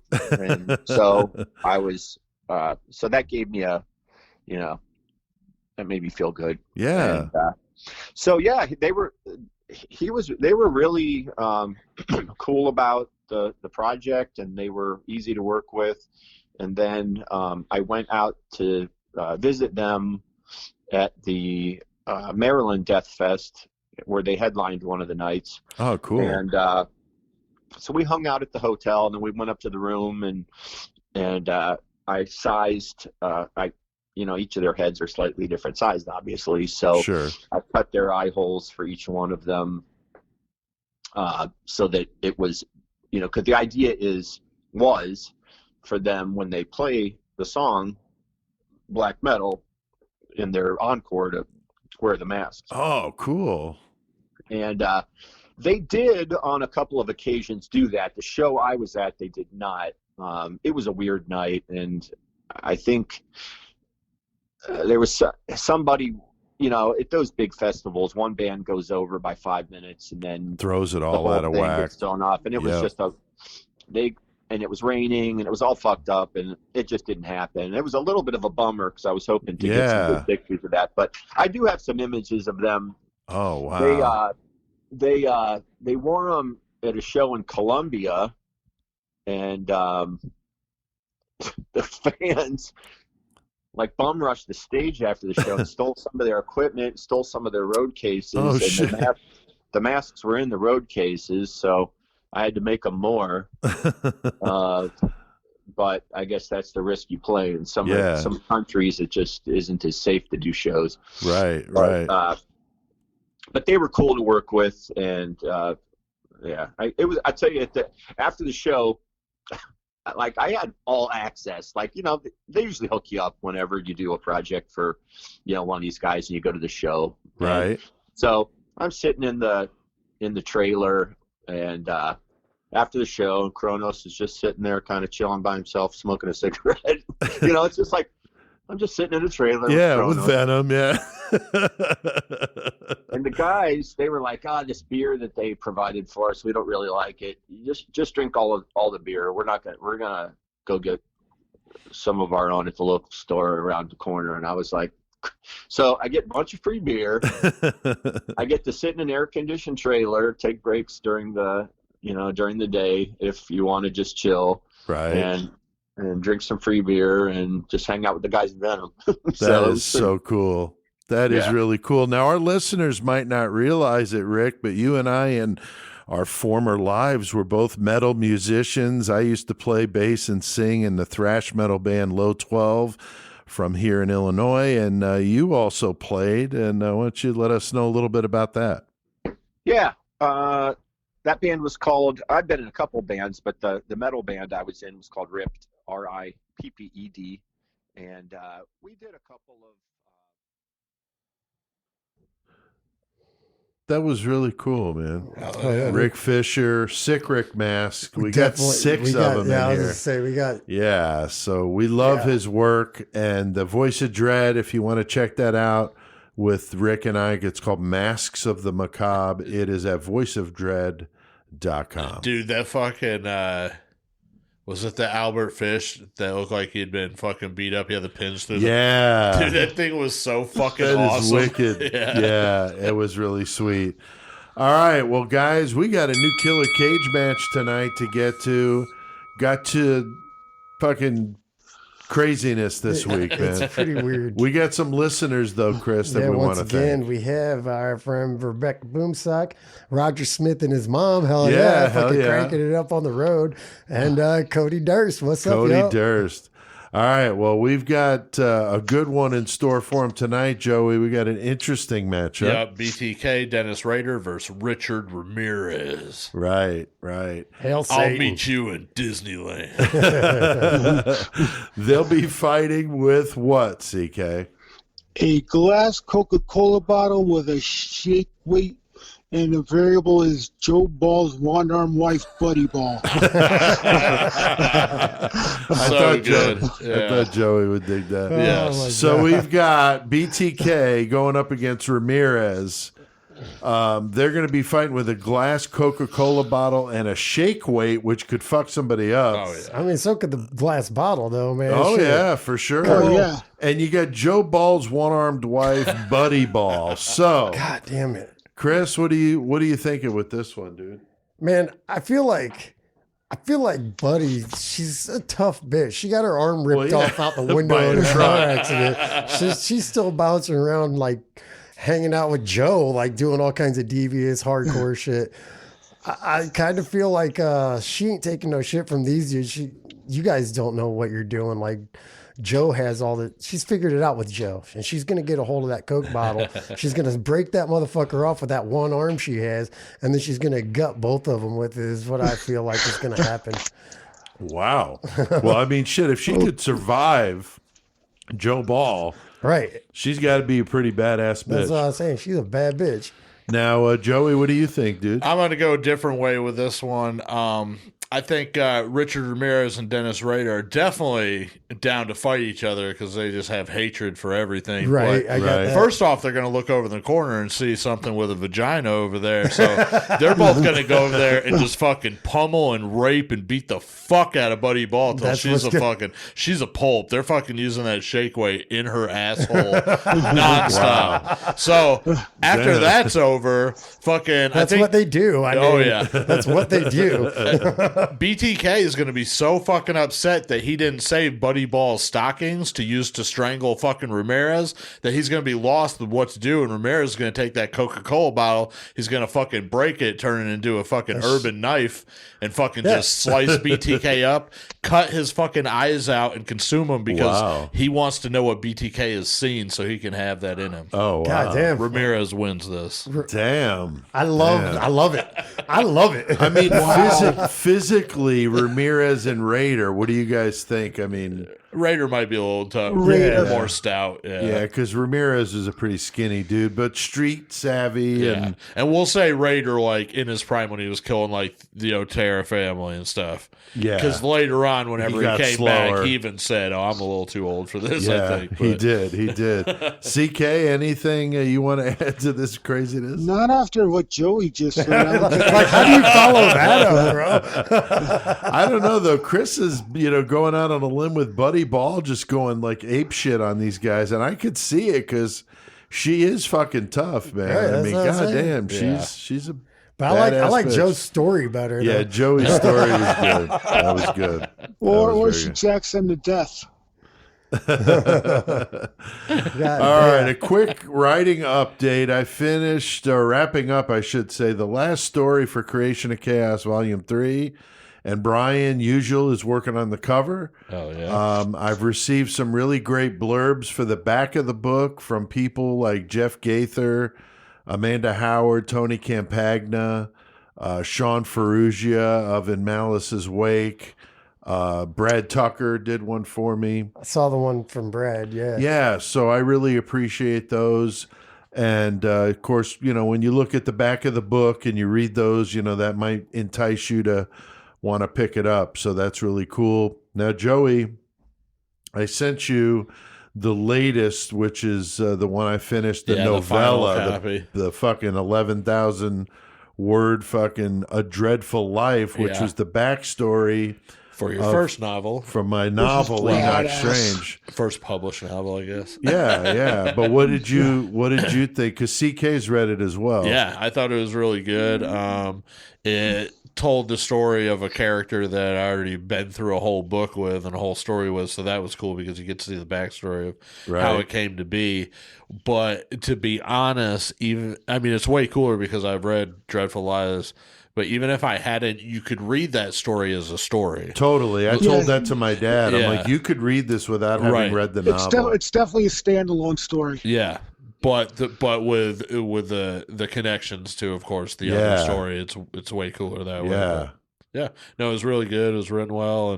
And Did you like the witchcraft angle to Yeah, it? And I actually incorporated a lot of the real stuff that happened in Salem with the events in the book, with the 19 condemned and then the one gets pressed to death. Right, which I brought that up earlier, and I was saying how they should have pressed the witch. Yeah, so tell them what pressing the witch is, because it's pretty badass. Yeah, what they do in Salem, they actually did this with one of the males. That was Giles Corey, but they did it with more in England. And England they did it a lot more, but here they did it with the one in Salem. But anyway, they put you on a board, and then they put another board on top of you, and you're talking about some stout like oak. I mean, like heavy ass wood, just the wood. Being on top of you would not be comfortable. And then they start piling weight on top of it until you die. So you're just piling the shit That's on. no way to go. But they were like, they'll just add like stone by stone, and it would take 3 to 4 days for Giles these people Corey to died in die. 3 days. That's fucking the worst. And as they were putting it on, he kept saying, more weight, more weight. Yeah, which of course. Which I use in my story, So. What a way to Which go. makes me think, That's I remember brutal. we did it one time when we were still in the bedroom. We should do another, during the Mayhem, each of us pick a couple ancient torture torture methods. Oh, for sure, and talk dude. about them. Yeah, Like, we've done. did We that used one to time do before, that. Yeah. We've done it a few times, but it was an early on thing. We were playing You around think with. fucking the old gray man, Albert Fish, might have been telling him, he would give have me loved- more, give me more. Right? But Giles Corey, man, 80-year-old man, fucking 3 days to eventually die from that in real life. So I used that in the story. But CK, you said that you liked it as well. I don't know if you read the final or not, or if I know I sent you the rough draft. Yeah, I read both. It's just like Joey said, you either read it with the novel, or it's a standalone story by itself. Cool. If you never read the novel, you have a nice little story unto itself. But again, no, I'm being no bias. I would definitely read the novel as well, because the novel's killer, just kicks ass, and nice little backstory. So you know where Enoch Strange came from. So it's definitely cool. Well, thanks, CK. And I know that this is going to be a hell of a collection. So Creation of Chaos Volume 3, and we're also going to include the first part of Deeper Than Dead in it, a little touch up to that, and an art piece from Brian to tease for what's going to be coming up after this, which is the Deeper Than Dead project we're working on together. So a lot of things going on. Blunt Force Press. Should be publishing Creation of Chaos 3 in June. Once I have a date, I'll let you know, but that's what we're shooting for. So, all right. Well, I think we've done plenty of mayhem tonight. Yes. So hit that fucking outro.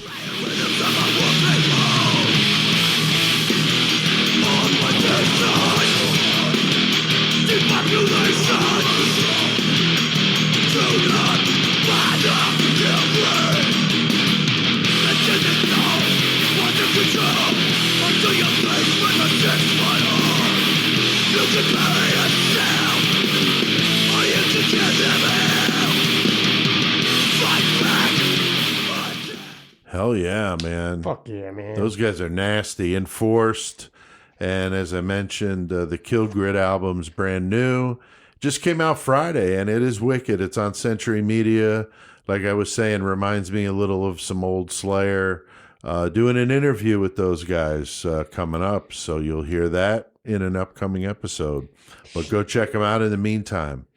All right, the bumper music tonight, guys, by Primus, Anthrax, and Enforced. CK's intro music is by who? Christ, man. There you go. And Murder Metal Mayhem intro music is by Low 12. Low 12, motherfuckers. And of course, the 666 fucking 6 music by our friends overseas in Onslaught, exactly.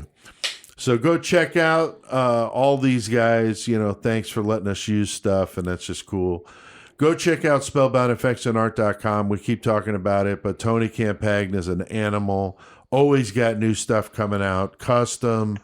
Get your gore there at spellboundeffectsandart.com. Some great motherfucking work. Yeah, and he gets the shit out quick. He's totally professional all the way, but very fucked up and creative, which is cool. That's what we like. And Tony wrote a blurb for the book. It was something to the effect of, these stories are very dark and disturbing, and that's a lot coming from someone like me. Yeah, I saw that. I did see that. That was great. Thanks to everybody out there listening. We keep seeing the numbers rolling in, and we appreciate that. Man, Columbus, Ohio is just tearing it up. Chicago's still right up there with them. And beyond that is amazing. CK, Manhattan is number 3. Yeah, I saw just that. climbing up the charts. And I don't see Danbury. I don't see Bloomington. I mean, our hometowns are not on the list, which is kind of cool It's because like- the show is really growing. You know? Yeah, it means it's growing. Yeah, and that's Oslo, badass. Norway was in the top 10, and Berlin also in the top 10 cities listening. So fuck yeah. I mean, that's awesome. That is really cool. So, all right, well, we got some listener comments we want to read. Chris, what's that first one, dude? Deborah kills all. I hope not. But yeah, Deborah Kills All says, this is my new favorite podcast. I'm really into true crime and found you on Castbox a month ago. I'm addicted. Horns high from Van fucking Coover. Awesome. Fuck Hell yeah. That's a good one, man. Hell yeah. Joey, what about the next one, bro? She Hates Me 56 commented, I really liked your Unabomber episode. That was the best summary of what he did I've heard anyone do. You guys fucking rock. Thank you very much. That's very cool. Yeah, Yeah. a lot of people really, really like that Unabomber episode. It's been getting fucking crazy That amounts was a of listen. great one to do. And I mean, we dropped the Dahmer fucking Patreon, so that was pretty big. Right. Then we did the Unabomber one, and now, of course, Jim Jones Jim next Jones week. next gonna week. Be, That's yeah. going to be sick, man. That's going to be a good one. So very cool. CK, what about that third one, bro?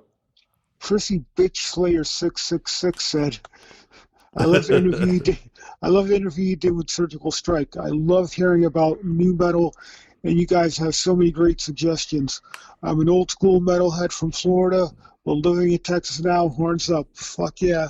That's awesome, man. That's what we try to do, is try Yeah. to get Turn people onto a band they might have never heard of before. Surgical Strike, they're a great band, but I mean, a lot of people don't know who they are. So Exactly. yeah, so I've that's heard really cool. So many people comment about just all the new music they found because of Yeah. listening to the podcast. Yeah. I'm like, Yeah. that's badass. Yeah, it is. Joanna Custer commented, my boyfriend and I really love listening to you guys on Fridays. What a killer way to start the weekend. You guys are the best. So thank you, Joanna. Hell yeah, if I can drink some fuck whiskey yeah. and some beer with it, man. That's right. That's right. Listen to some Murder Metal Mayhem with Roger and his mom. You Fucking know, right. fucking traveling There you like go. fucking like Bonnie and Clyde. Don't forget to check out murdermetalmayhem.com to listen to all the past episodes. You can like us on Facebook, follow us on Twitter, and subscribe to our YouTube channel. And you can check the show out on Amazon Music, Spotify, Stitcher, Castbox, iTunes, and more. Leave us some comments, though. Those are always good. Gives us, a little more push up the chain. And the ratings also help, too. So thank you. Support the show at the 666 Club, patreon.com/murdermetalmayhem. And it's only $3 a month, so that's pretty small change. And you got $1,400, Chris, coming from Uncle Sam. I so do? $3 a month. That's not so bad. My son Joe, I did this last week. I told him I'd do it for him again. He's doing this thing. Of course, this is way out of my generational understanding, so I'm going to just read what he gave me, which is, want to hear some fools talk about dumb shit while you're playing your favorite game. We play Fortnite, Destiny 2, and others. Maybe you pick what we play. Check us out on Twitch. We stream usually later. We do swear, so it's 18 and older. We tell funny stories to play and have fun. Twitch.com/LordBeerus0313.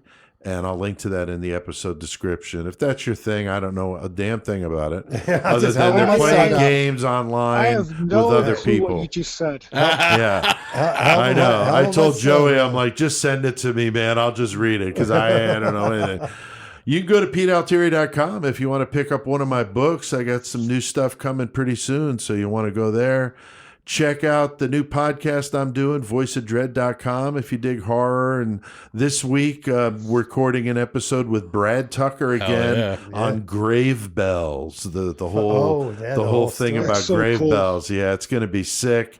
Brad is, of course, a funeral home director. So, yeah, that's awesome. It's going to that be he's got- wicked. I can't wait to do that because I'm working on a short story right now. CK, I sent you part 1, but the bells of San Pedro, and it has to do with grave bells. So, With this, yes. yeah. So, Definitely some cool stuff. yeah, hell yeah. We can't let him go, though, without hearing a karaoke song. Now, this is one I've done in the past because I had a really busy weekend with 2 birthday parties for family members, and it was just hectic. So this is an oldie but a goodie. So crank it the fuck up. And until next time, keep one foot in the gutter. And keep your fist clenched tight because you never know when you're going to have to fight.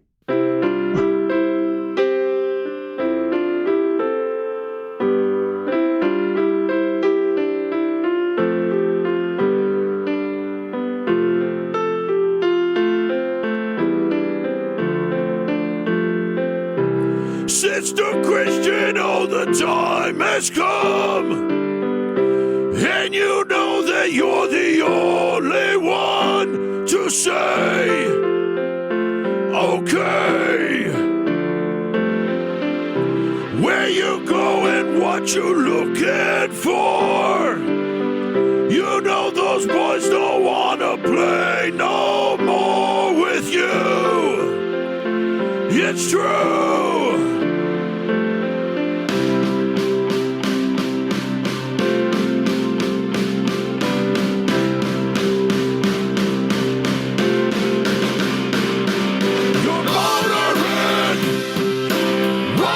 Your price for flight in finding Mr. Right.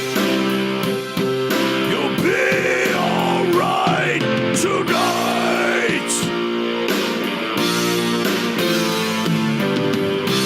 Babe, you know you're growing up so fast, and mama's worrying that you won't last to say, let's play.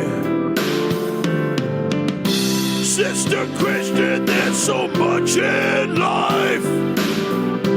Don't you give it up before your time is due. It's true.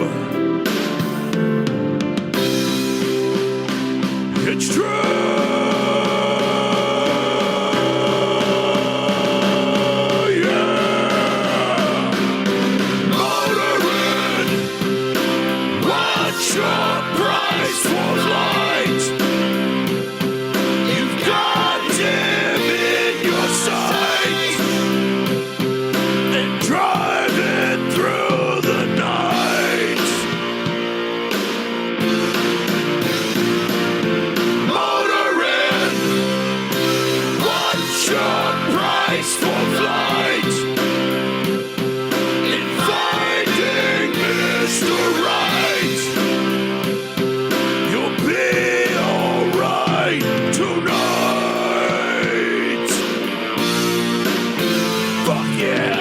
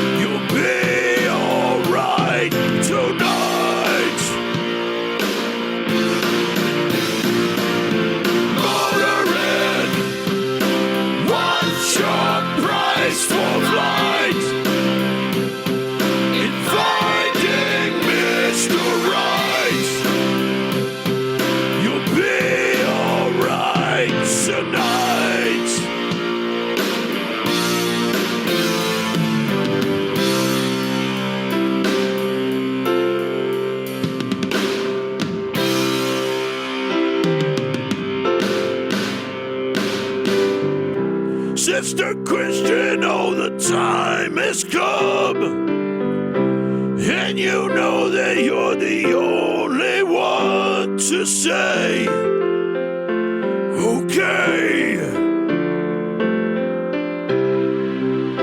but you're motoring,